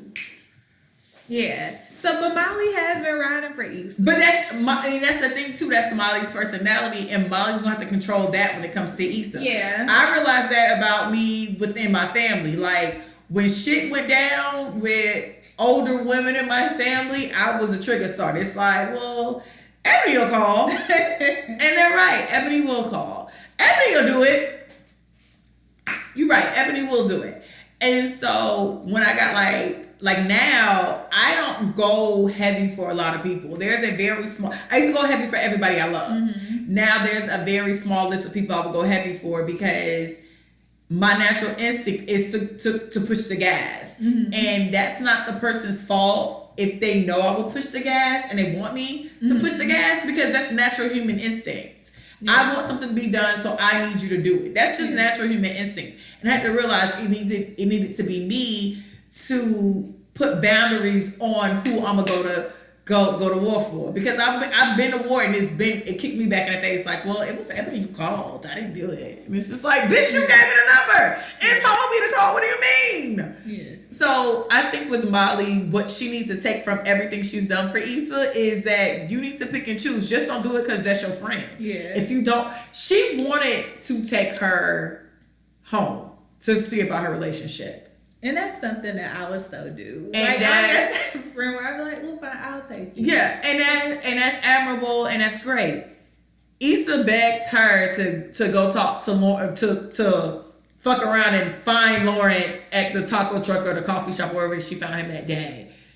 That should have been her moment to be like, I mean, now moving forward, that should be her moment to be like, no, I don't want to do that. If she don't want to. And Molly did run that play for her too when they had that We Got Y'all event at the house and she saw Daniel and she went to Daniel like, now don't stop no but shit. Once again, she seen Daniel and ran the play by herself. So, like Molly, I had to learn to run plays that I feel like running. Mm-hmm. And then know when to not. Like, I realize now when people ask me to do like random stuff, I just be like, no. But mm-hmm. if I feel like if it's just in my spirit and I see something going down, I'm just like, my girl's sinking. let me save my girl from sinking. Ain't gonna be no Titanic in here. I will go do it. But now I don't just do it every time somebody asks me to. Because there was a time, like for real, where it's like a good 5 or 6 year stretch. Can you call him? Can you call her? Can you do this? Can you email? Can you do this? We see her. Can you say this? Can you confront her? And I was just like, yeah. And then there was sometimes in the middle of the night, like my friend's hurting. It's just like, all right, let me call this nigga up. Like, hey, she kind of drunk at the party. You want to come pick her up? Please pick her up. She going through a lot. Yeah. Like, I will do that. But I think with Molly, moving forward, because they're going to fall out. Moving forward from that, if it's on her to help her, help her. But just because somebody asks you to do their dirty work, you don't have to do it. Yeah, they need better boundaries. They still have the boundaries from being in college together. And honestly, those boundaries, nobody has real boundaries in college. You just go with what your friends say. Living life y'all figure it out. Yeah. Yeah, so right at his house, sure. Call the phone, sure. Don't like that girl, okay. Yeah. And then you get grown and people start working, especially when you start living, and they live in the same city. Like, I don't live in my same city. If I lived in the same city with everybody, because I would have to go to Atlanta kind of to live in the city of everybody I went to college with. If I was in like a city where everybody went to college with, it's certain people who you just you didn't do because of just the way life was going on in college. That stuff get played. Yeah. So now they're grown. They all still live in the same area they was raised in. It's time for them to just get boundaries. This is what I will do for you. This is what I will not do for you. Will I turn up with you and have a good time? Yeah. That's cool. Am I going to take a Molly with you because you took a Molly? No. You see how that happens? When you were like an undergrad and you chilling, you probably taking a Molly because everybody else took the Molly. Yeah. Like, oh, well, everybody took one. Let's take one. Let's take the edible or whatever we were doing back then. It's like, I can talk to you about this. I can't talk to you about that. Yeah, and then you learn people. Like, certain people, I live a bit, like, if you see the world black and white, I see the world gray. So it's certain people I can't talk to who see the world black and white because it's just like you're gonna see yes or no. I don't always see yes or no. I see maybe a lot of times. So if you want to talk to me, you need to understand that I can tell you black and white, but for the most part, I kind of live in a gray spot. So you just have to start to know who you're dealing with, and I think that's what they're realizing, and I think they'll be okay. I also think Molly kind of would be upset with Issa and him getting back together because she's not afforded an opportunity to get back with somebody she's been with. Because a part of me, like, when I read the comments to Insecure, it looks like people have never broken up with somebody and came back together. Yeah. Which happens. It happens more often than y'all think. Yeah. And it's just, it looks like people aren't happy with the thought of, like, I don't want to say a relationship, but the thought of like growing and making mistakes, but then still being able to find a way back to like a person you love. Yeah, because me and my friend, like, we fell out and did not talk to each other for a few years. And I think it was also like my fault too, because I was the type of person where I wasn't really good at communicating. I will hold stuff in. She was way better at communicating than me. I don't feel like I was always a perfect friend, and I definitely didn't feel like she was always a perfect friend. And we fell out, and we didn't talk for some years. But now, you know, we're good. And I mean, we may not be as tight as we were beforehand, because I mean, just life is just taking us in different directions. But she's still my homegirl that if I need to call and talk about something, I can call her up. And that's just, you know, you fall out with people sometimes, and then y'all come back together when y'all have grown and on a different level with each other, especially when it comes to friends, because friends and romantic relationships are different. Because like when you have friends, like, they know you. Yeah. They know you. Like, and if you're lucky to have a friend where you can like tell your deepest, darkest secrets to and not have to worry about those getting out, like, you know, you really value those relationships. And so sometimes when you and your friends go through it and y'all fall out, it's sometimes just as bad, if not worse, than you having a breakup with your boyfriend. And friends go through ups and downs. Like, you know, sometimes you don't talk to your friend every day. Right. Sometimes, you know, I don't know. Relationships, friendships, and family members, it's all relationships, and you all have to nurture them. You all have to care. You all have to, and it's all gonna be high and lows too. And you have to with your mama, with your parents, with your siblings. I'm not gonna say you have to accept people for who they are, because if a person is just toxic, you don't have to accept that. But that's still accepting. I think you can accept people for who they are, and then if they're toxic to you, it's okay to move on. Yeah, accept people wholeheartedly for who they are. Yeah, and you move accordingly. So, yeah, but I'm looking forward to the next episode of Insecure. I am too, because it ended. I mean, I'm not against Issa and Lawrence getting back together. Right. I think Lawrence pretended to be a cool kid, and he's not that cool of a kid. He has the body of a cool kid. He has the complexion of a cool kid. Right. He's not a cool kid. He's corny. A dork. Yeah, he's a dork. He's quirky, like Christy. I said corny, which is probably worse. He's quirky. She's quirky. And, my type of guy. And Issa is too. And they want to sit home and watch Looking for LaToya and all night. Looking for a Toyota. Listen, the fact they keep calling LaToya Toyota is the funniest thing. And then they had that picture of a Toyota. Yeah, and it's just like her name's LaToya. It's not Toyota. So we're not looking for a car? Yeah, so it's like certain people you have to realize just have a connection. They have that connection. Yeah. I want them to get back together personally, me. I don't even care if it's at the expense of Condola, because now we found out Condola just wanted some dick. So right. And apparently, if I read all y'all comments, she better than him anyway, so she shouldn't want him no way. So she shouldn't be offended when Issa try to get her nigga back, or they come back together. Right. Do this block party, and I don't ever have to see Condola again. You didn't want to see Condola 2 episodes ago, and that was episode 1. I didn't want Condola and Lawrence to be a thing anyway. Yeah, I think, and y'all getting upset, but a lot of TV shows have like this unrequited love story. Mm-hmm. If you watch Sex and the City, it was big for Carrie. I like Big and Carrie ending up together. I know a lot of people didn't.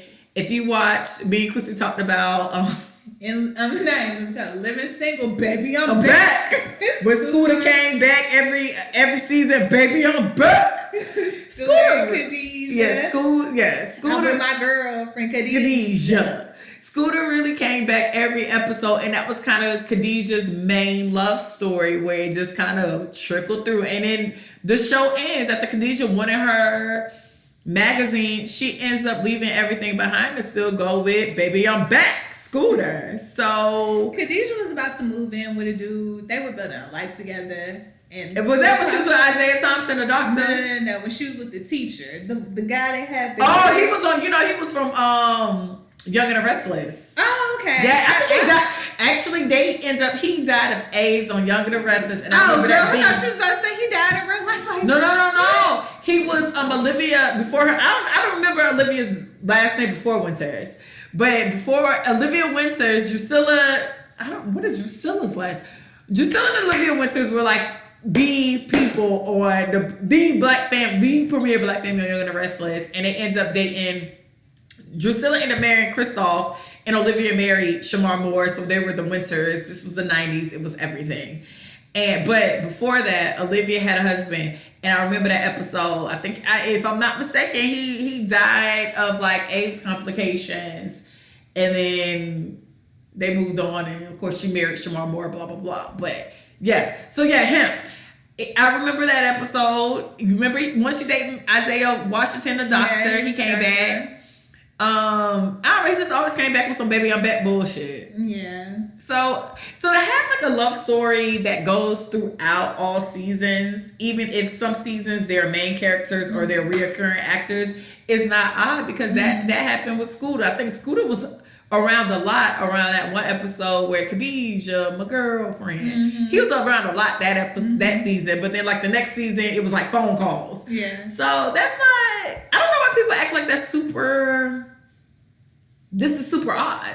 And I mean, as a storyline, there are some people that when you break up, you gotta leave them where they at. But then there are some people where you have a connection and y'all break up and y'all go and do y'all own thing and y'all grow as individuals. And y'all come back together. Like, and that happens. It shows a lot, too. A lot of y'all don't have cliques from college. Like, I'm a person who don't have a unnecessarily girl and boy clique from college. But I know a lot of people who have cliques from college where they're male and female, and they still do a lot of stuff with each other. So even if you were happen to break up in the process, y'all still have friends. So y'all all still kind of hang out with each other here and there. But that's my take. Shout out to Insecure. I enjoy it. Like I said, y'all make Insecure way worse than it need to be. Yeah, because sometimes some of these comments I don't be knowing what show y'all watching. I definitely don't ever. I don't ever know what show y'all watching. Y'all be coming up with some stories where I'm like, but how did you get that from this episode? But okay, whatever. And shout out to, I want to do BET's Plus Bigger. So I binge watched that this weekend. Tanisha Long. It got Yoda. Thug Yoda. They got Thug Yoda on there. Angela Conwell. She's Kim from Baby Boy. Yeah. She's on there as well. It is a show that has black people. Okay, let me take it back. Any show that has a good script with black people living their lives from the ages of 25 to 35 plus, and 25 to 35, and they like went to college, or some of them went to college and they just trying to figure it out. I really live for that type of like space. So yeah, it was really good. I was talking to Tanisha Long and Thug Yoda today on IG because I posted the show Bigger. It is coming back for season 2, which I think is well deserved. I don't want to compare it to Insecure because I hate when people do that. But the show honestly is really good, and it's very much so on the level of black people post college trying to figure out what the lady, one of the main characters, is trying to figure out like her entrepreneurship, and she's in a relationship that's kind of dead. Thug Yoda never went to college. He's a DJ, but he's just trying to figure out his life. And one of the girls is like an IG model. Her real name's Rashida. Wasn't she an actress? Or she did like a basketball wife show. So I saw in November, BET, they ran like 3 or 4 episodes.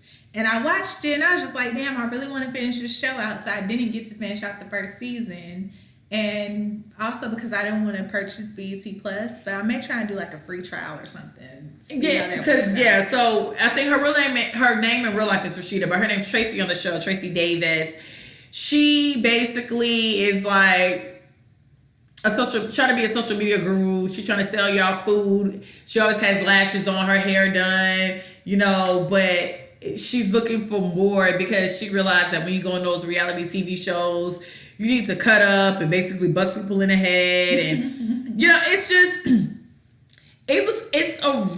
it's a really good show. I'm more upset, and I hate to say it this way, that it's on BET Plus because I don't feel like it's ever going to get the eyes it needs. Mm-hmm. I think it would have been a better show on like Netflix or something. Mm-hmm. But outside of that, like, Will Packer produced it. I think he's a producer, executive producer.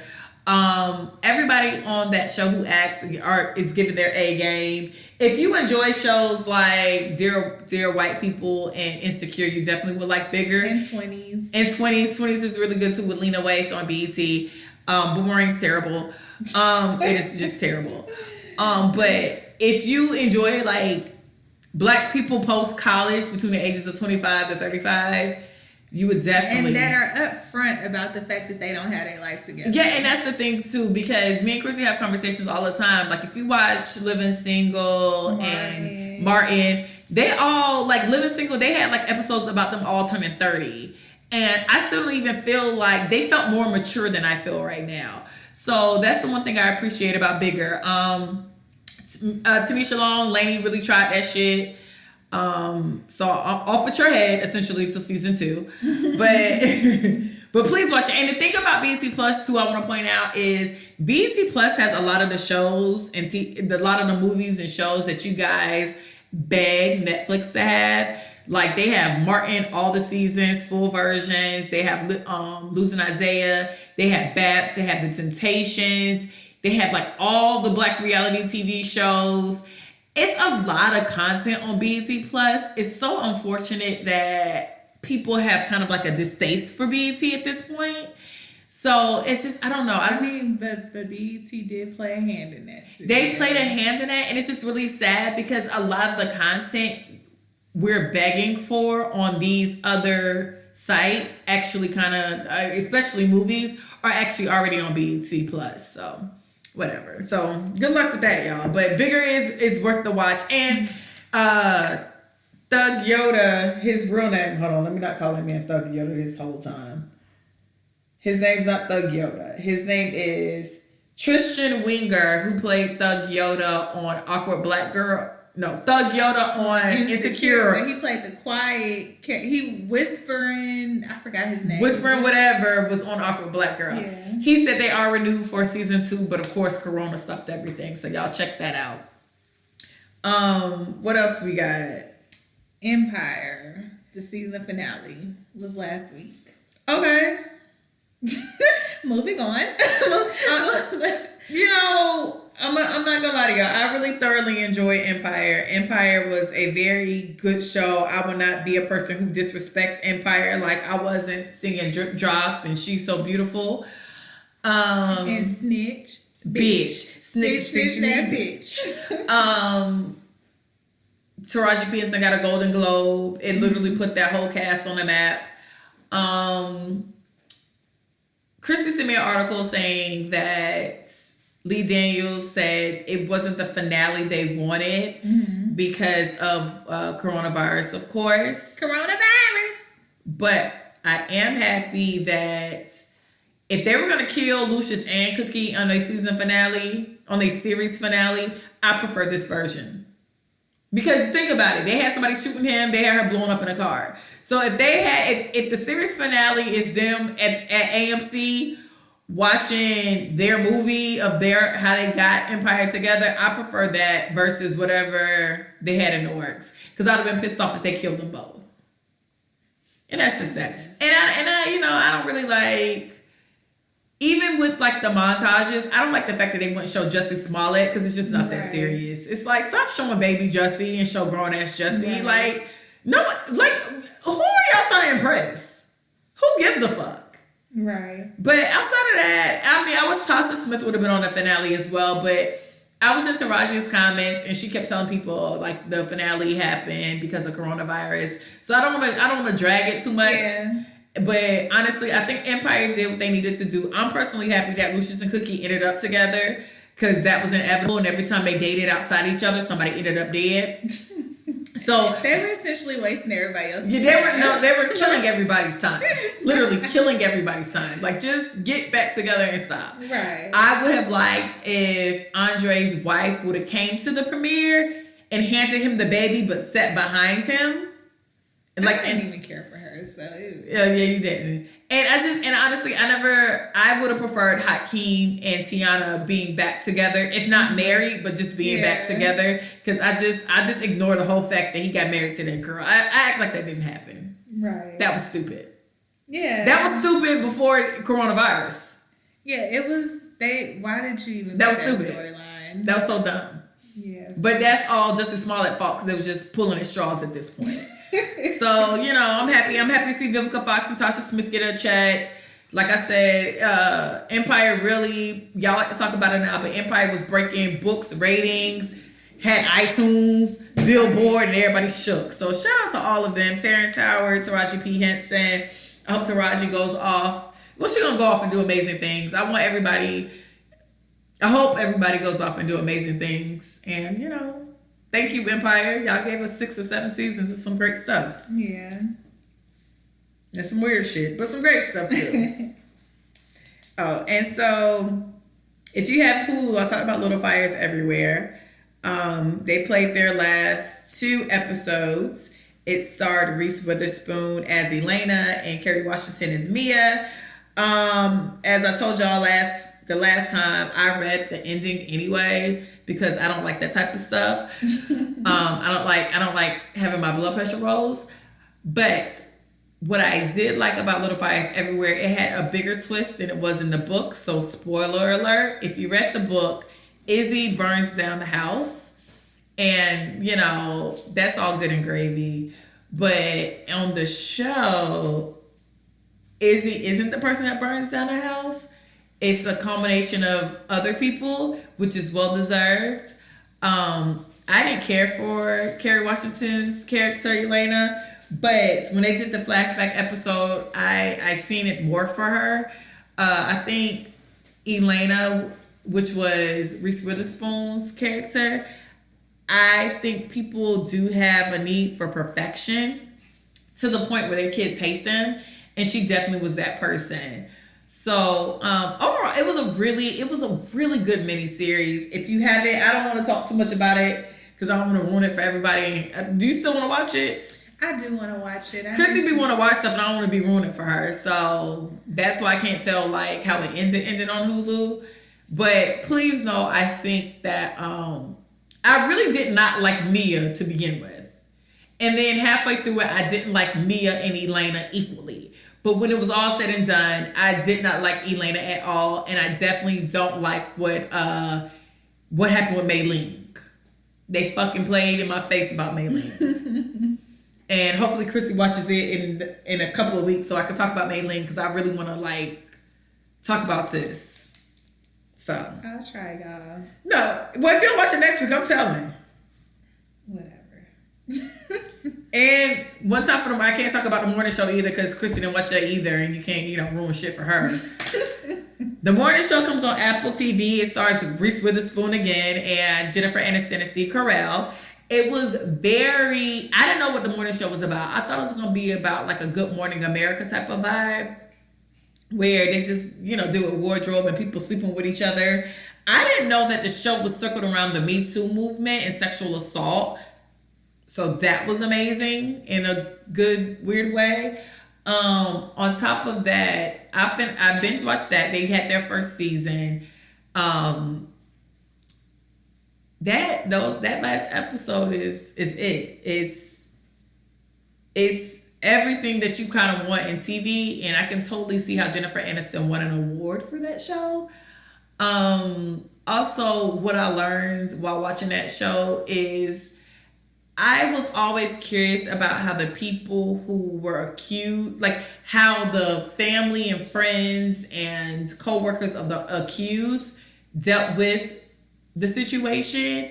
And the morning show actually gave us a moment to see how everyone dealt with it because it's about the person it's about the victims first. It's about the accused second. But like wives and people who work with them and work wives and best friends, everybody's affected.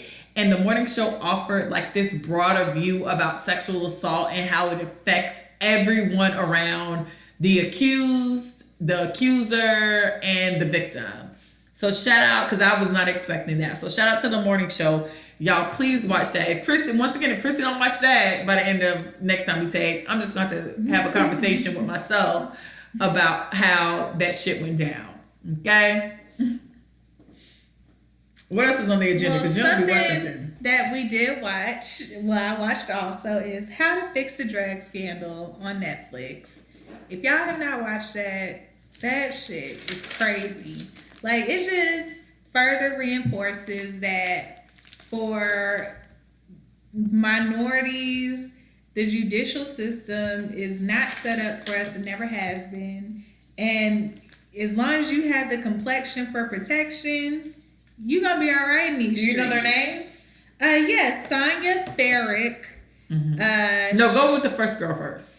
Okay, so Annie Dukin. So basically, hold on. So the show is based on the fact of these girls having chemistry degrees, running drug labs for, what was it, Rhode Island? Where were they at? No, they were in Massachusetts. Annie Dukin was in Boston, and I forgot where Sonia Farrick was. So they had chemistry degrees, and they were testing drugs brought into by the police. Yeah, they were for cocaine, heroin. Yeah. So basically, the police will confiscate drugs, send them to a lab, and then these women had to test it. Now go with the first one who wasn't as terrible as the second one. Annie, well, she was terrible in her own rights because Annie Dukin, she's Trinidadian, her people. She looked more Indian as well. Her people, they're immigrants or whatever, and I understand that whole. We're coming from a different country, and just being black in America, you feel like you gotta prove yourself. And part of me feel like she wasn't saying she was black though. Well, I'm just saying in general, like being black in America, we feel like we have to prove ourselves, and we from here. So just imagine if you an immigrant, you feel like you gotta go an extra step. And so she was an intelligent lady or whatnot, working at a lab, but her peers were complaining about her because she was producing 5 times more than the regular rate as far as like drug results. Yeah, doing these drug results and testing these drugs to make sure they were actually drugs. And they said what she was doing was taking all these samples. She would test one that would be like, okay, it's cocaine.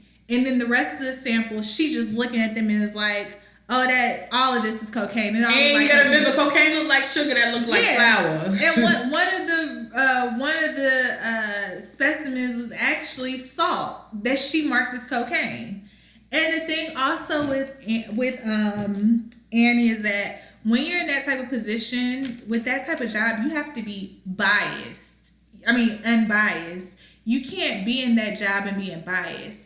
And so she has not the prosecutors, the defense is calling her up like, hey, can you test these samples? Where are these results? Can you test this for me? She's calling the prosecution up like, well, the defense just called me. Should I test it for him? Oh, I shouldn't? Okay, no, I'm not going to do it then. So essentially, she's working for a prosecution. They said that like they had gotten all these emails from her and just communications where she felt that she was working. She felt that she was a police officer, and so she was working for them. And so basically, if you were a prosecutor and you came to her, she was going to give you the results that you needed to prosecute.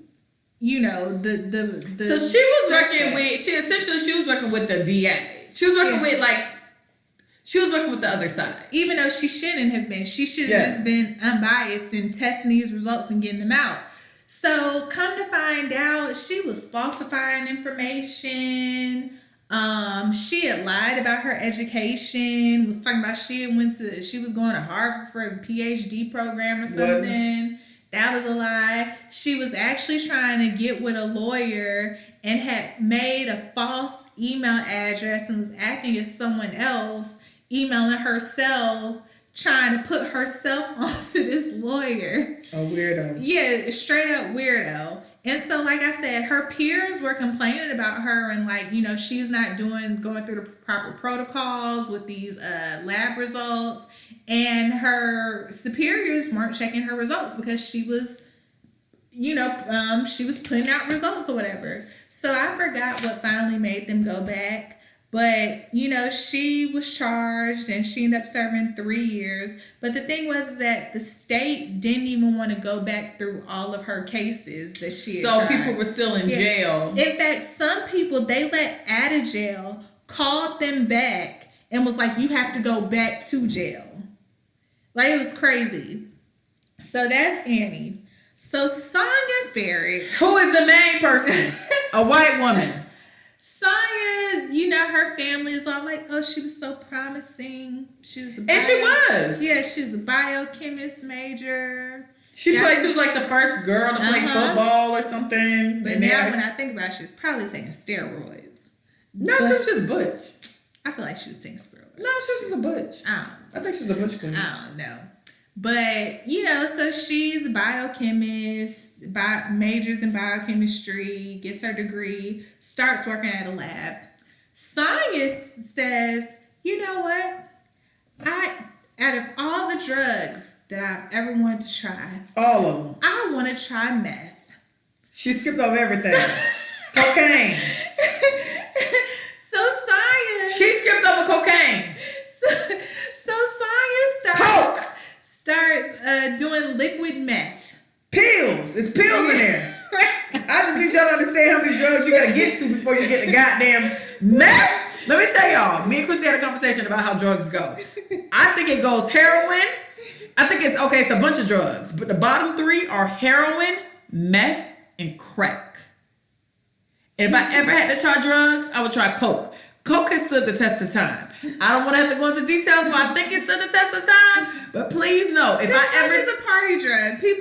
People just do that just to be social. Let them know that if it ever came down to it, if I ever had to test a real drug, it will be cocaine. Cocaine has stood the test of time with white people, Wall Street housewives. Everybody has done some coke at some point and have been all right. Most people. It's still a few that, whatever.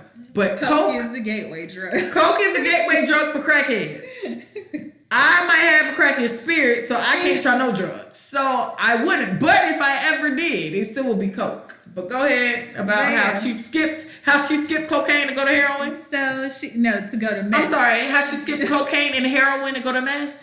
So she starts taking meth. And then for meth, then she's just like, I have all these drugs at my disposal. So she just starts doing all the drugs that are coming in. No, the thing is, she was doing, it was liquid meth, which I was slightly interested in.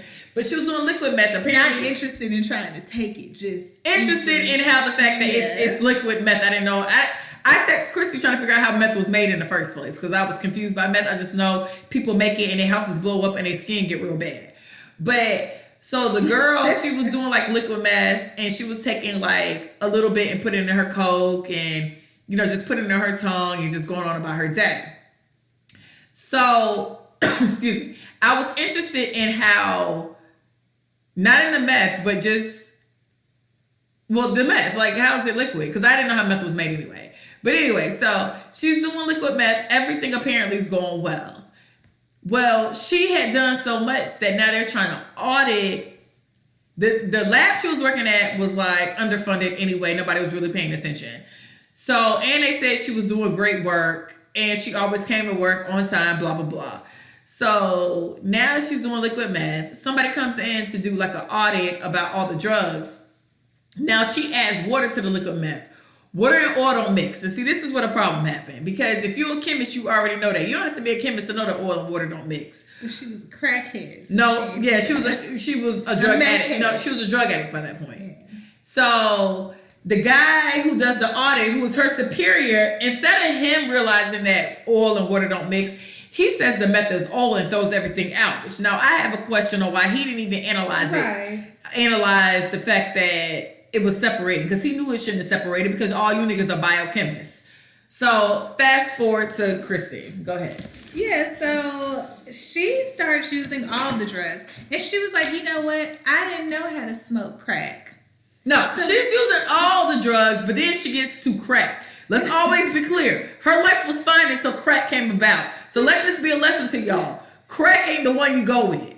She was like, she would start doing coke, but she couldn't get enough coke. That is how that story went. She was like, I need to learn how to make crack. So she was doing coke. Then she got some crack, and then she realized that she can double the coke into crack. So she started making her own crack at work. That's essentially what happened. And then the thing was, and what I hate Christy, like, it's baking soda and water. Like, I literally was learning how to make drugs on this shit. I was just like, wait, so it's crack, it's cocaine, hey, you bit me, sorry, Christy dog.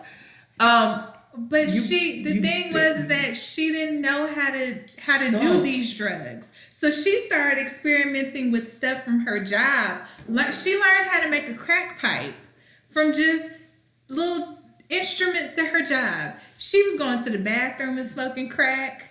She was taking lunch breaks. And if you want to know how to make crack, I learned that it's cocaine, baking soda, and water. And apparently, how did you not know that? Did you not listen to Jeezy? You know what? I'm gonna be honest with you. He said Jeezy put baking soda in his coke. It was one day me and Angie was in a car. My roommate was one of my roommates was named Angie. Is named Angie, and so we were in a car, and I was like, he not talking about Coca-Cola, huh? That is how like fucking green I was. It was Angie like, bitch, you don't know he's talking about Coke. I'm like, I didn't know what he was talking about. It never dawned on me. I'm in love with the cocoa. It's baking soda. I got baking soda. And I'm in love with the cocoa. I wasn't thinking that hard. I was just in the house. I'm in love with the cocoa. I wasn't thinking that hard. We were in my car, a Honda Civic one day, and I finally was just like, wait, what? It's just like, yeah. And I was just like, oh. Yeah, no. Sonya was learning how to do drugs at work. And the thing with Sonya, I forgot how it actually came out that she was doing drugs. But then even with Sonya... It came at who? The Farrock? Yeah, Farrock. It came out because... she started doing fucking crack, and crack had her mind messed up. That is what I learned from this documentary. Crack ain't the one you fuck with. She was fine up until she started doing that goddamn crack. So when she did the crack, she was trying to get some cocaine to make the crack, but apparently she left some at her desk and didn't do the paperwork right.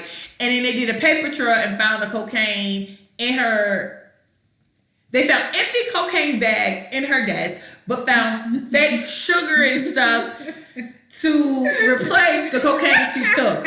So then they found her, went to her car, and then found all this information. But they found it, but they didn't even go through the information. They just offered her a deal. It was basically like, you messed up, we gonna give you 18 months. But they gave her a deal because they knew if they would have cracked that case open, it was a bunch of people that could actually be let off jail time and probation and whatever they were serving. Have to reverse it, and it was gonna look bad on the state. So the state didn't want to go through that. So giving her 18 months was way easier than reversing like essentially thousands of cases would have came up to. And basically not telling people what she got 18 months. Yes. So it was a lawyer who's his client. Yeah, his client. He was just like, wait, hold up.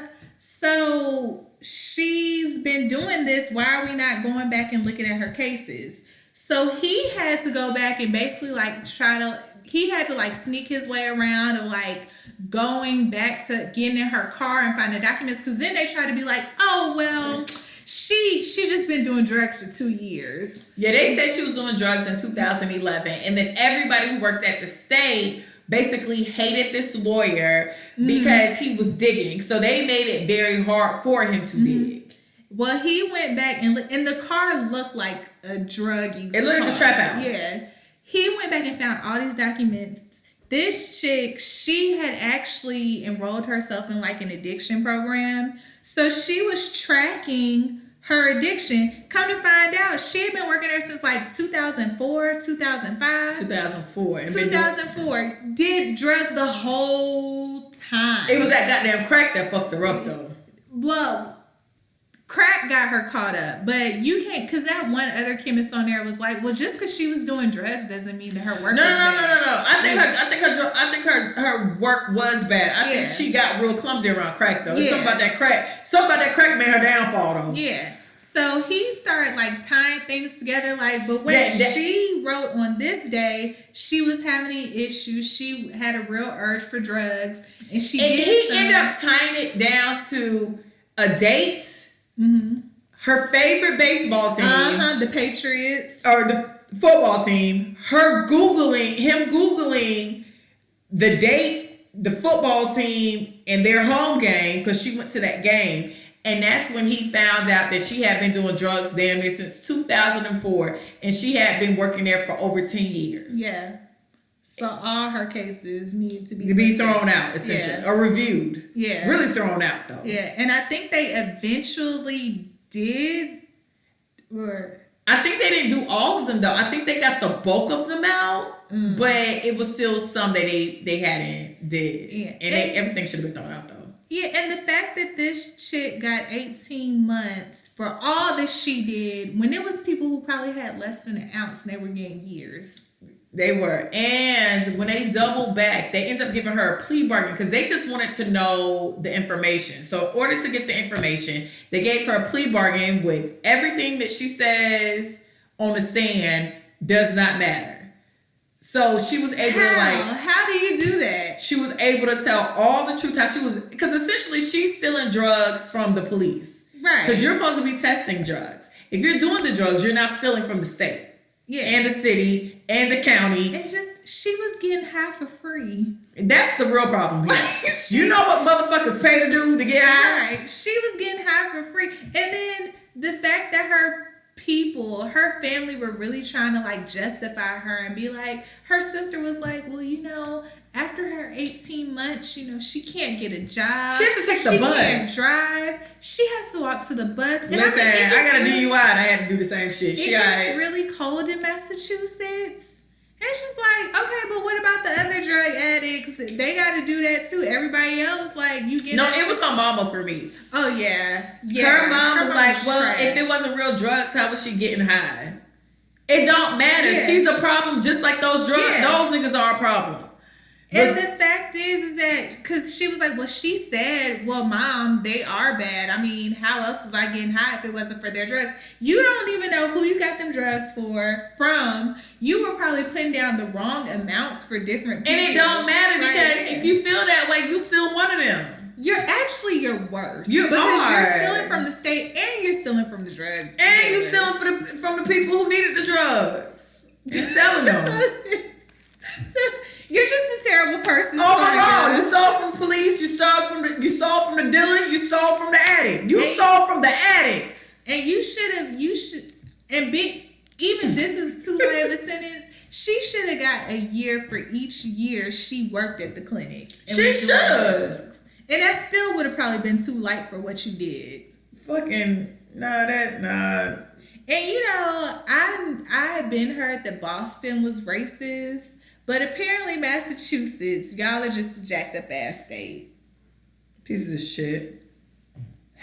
So yeah, catch How to Fix a Drug Scandal. It's on Netflix. You will be appalled. No, it is. And then like to just know that bitch got high for real off the state.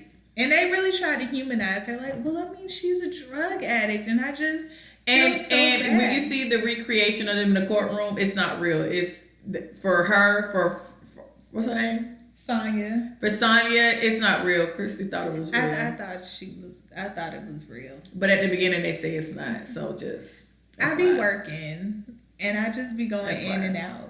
FYI, y'all. But anyway, another docuseries I'm sure y'all been watching is The Last Dance. You know, they're talking about Phil Jackson's last year coaching the Chicago Bulls. And that's just not about Michael Jordan?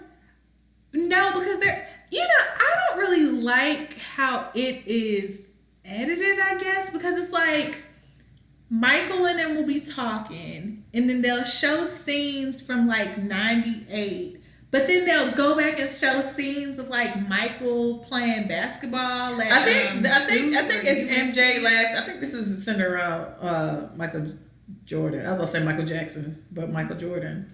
I think it's centered around all of them because it's Phil Jackson's last year, and now it's his last. They called it The Last Dance. And then it's like, and that's so sad because I think Dwayne Wade did his thing. It's called The Last Dance. So what you gonna change your documentary to?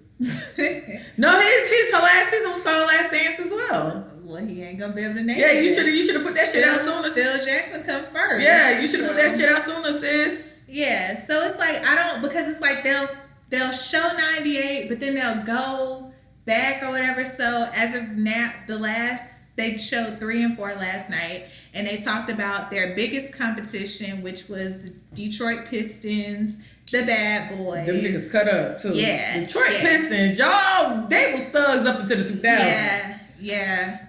So, but I really enjoy it because I feel like our generation kind of got the last of like real basketball playing. Aggressive, where the referees wasn't always like, you touched them. Right. Them niggas was throwing balls. And they were friends. Yeah, we're friends up until we get on the court. Yeah. I'll talk to you. Take your ass and I might piss you off and we might not talk until next season. Right. And that's okay too. But it's okay because we go after a championship. So yeah, I like it because this is my first time really seeing Michael Jordan be so open and talking. And I didn't realize how country he was back in the day. And, also seeing Scottie Pippen, because I think that Scottie Pippen I'm not going to say he gets overlooked.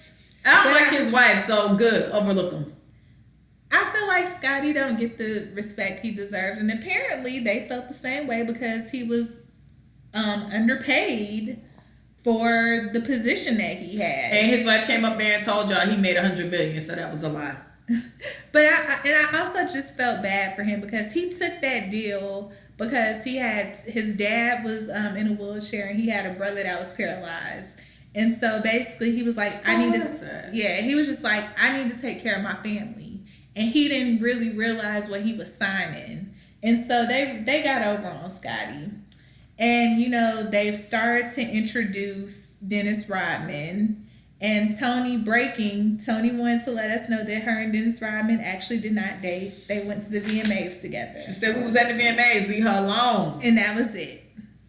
So yeah, and another basketball documentary would be Women of Troy that was on HBO. HBO. Yeah, it's about the team that Cheryl Miller, Cynthia Cooper, and the McGee twins, Pam and Paula, were on during college, and just how they kind of changed the game for women's college basketball.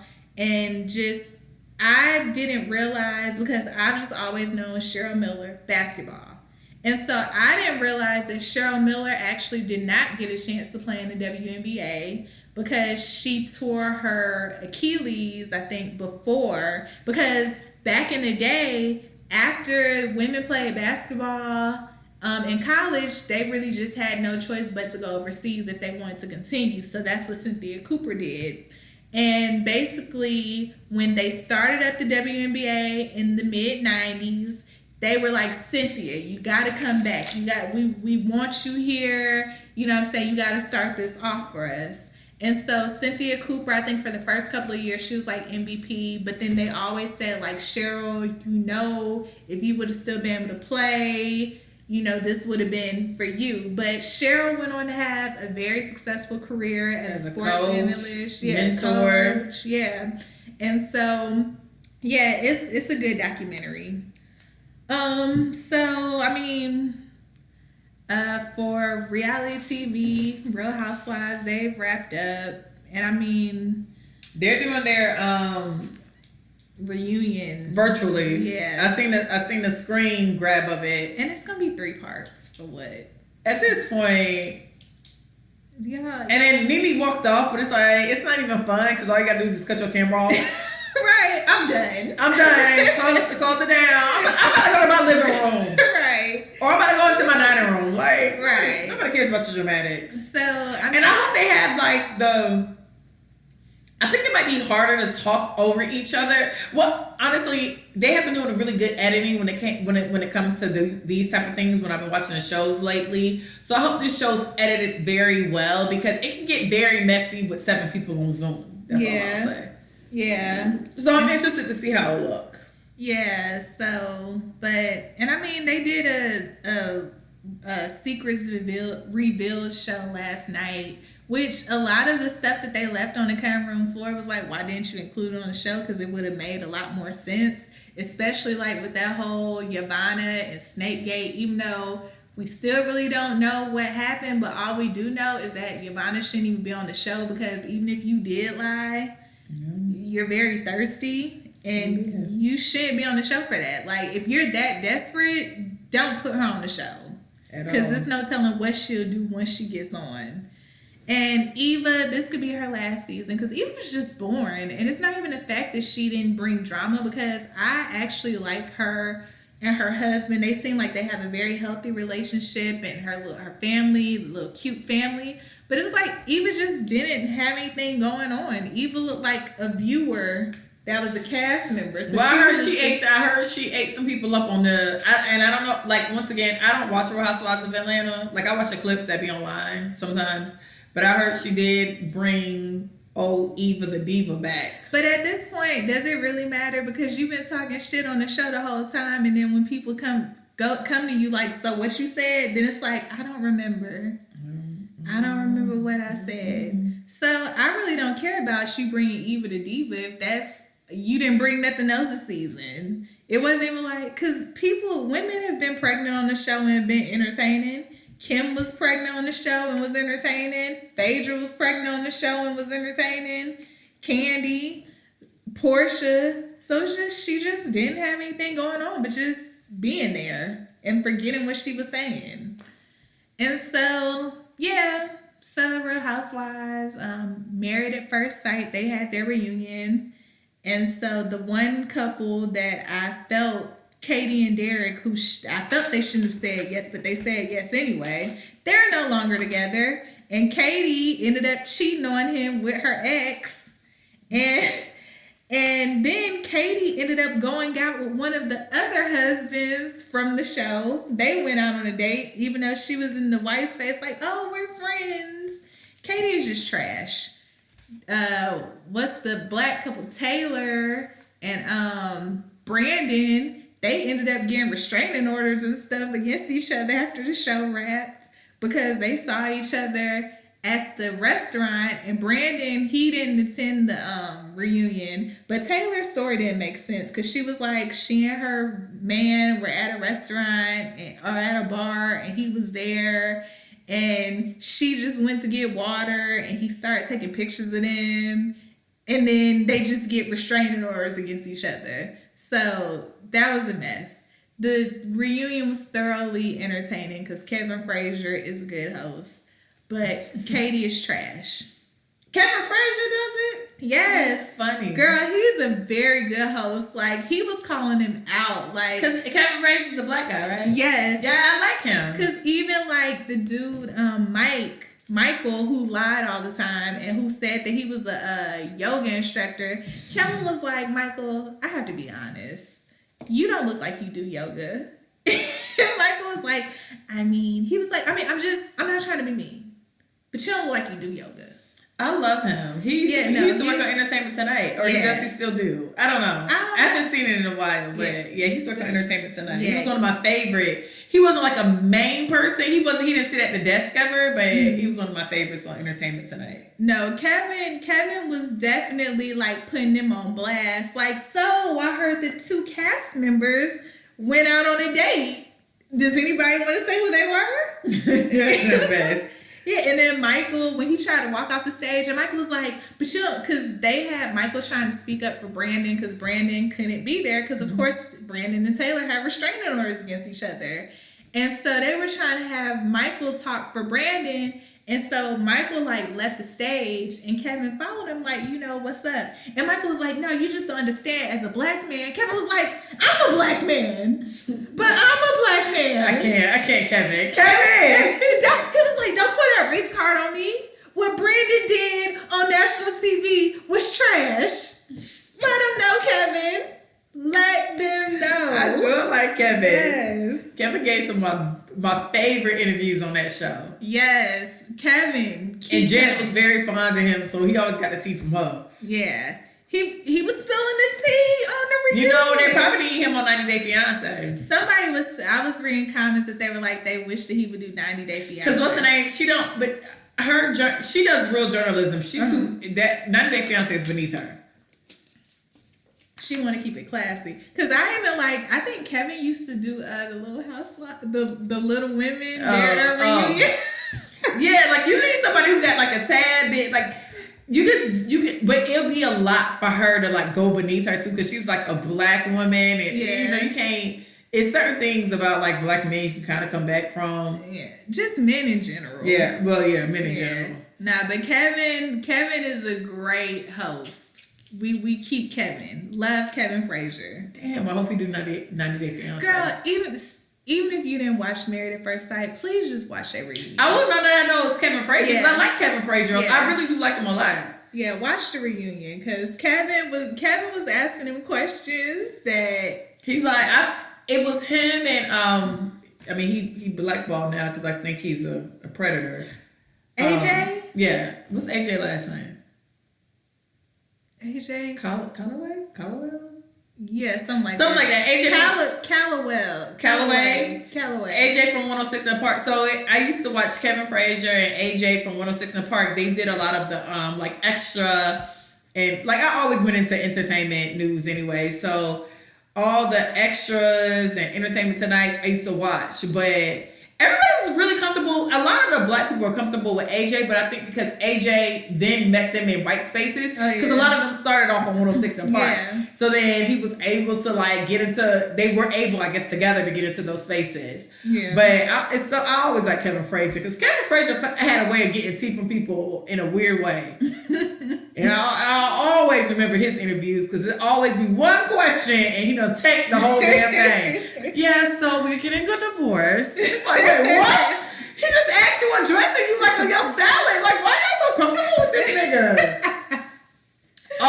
Every time on Entertainment Tonight, he had them black people telling all their business. No, so we lied. We haven't been together for 6 years. Are you serious? Every time. Like, I could never understand why he was not like, well, I could understand why he wasn't the main host.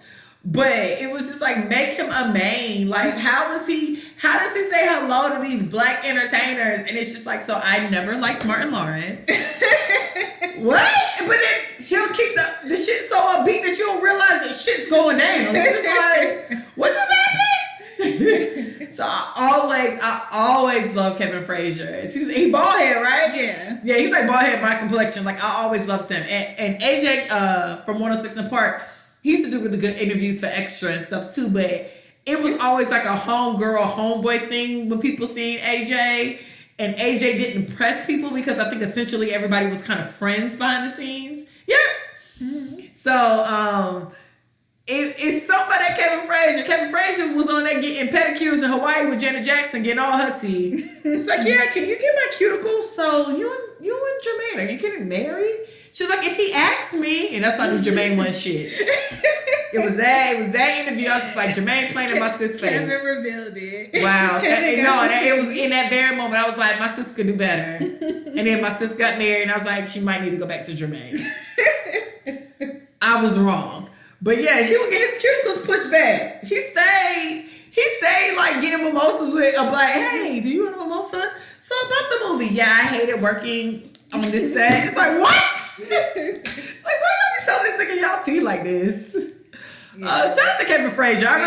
Kevin Frazier, I really enjoyed your interviews on Entertainment Tonight. I'm not gonna lie. And I enjoy him as a host. It was a good time. It was a good time on Entertainment Tonight. Yeah. But yeah, so anything else?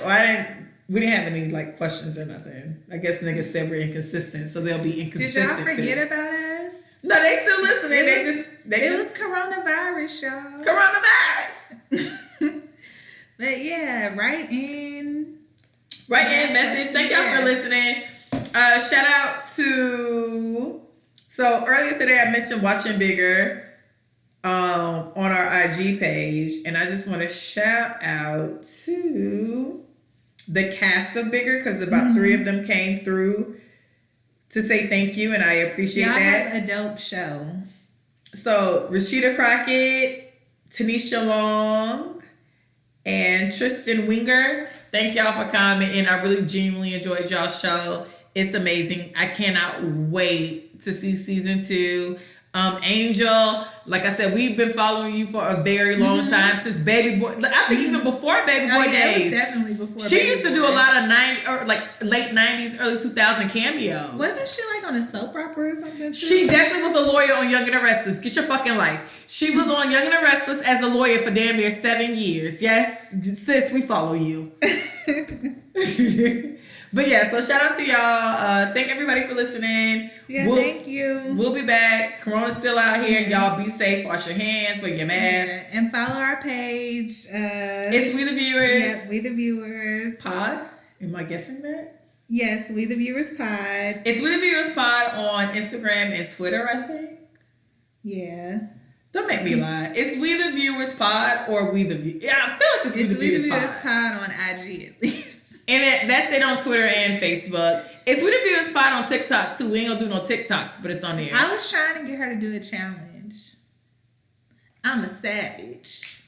Classy, bougie, ratchet. Get Justin to do that shit and get your life. Also, you can write in at We the Viewers Podcast at Gmail. Yeah. So thank y'all. We shall be back. Insecure, we're on your fucking necks. Yes. If not for anything else, for Insecure. Always believe that. Bye. Bye.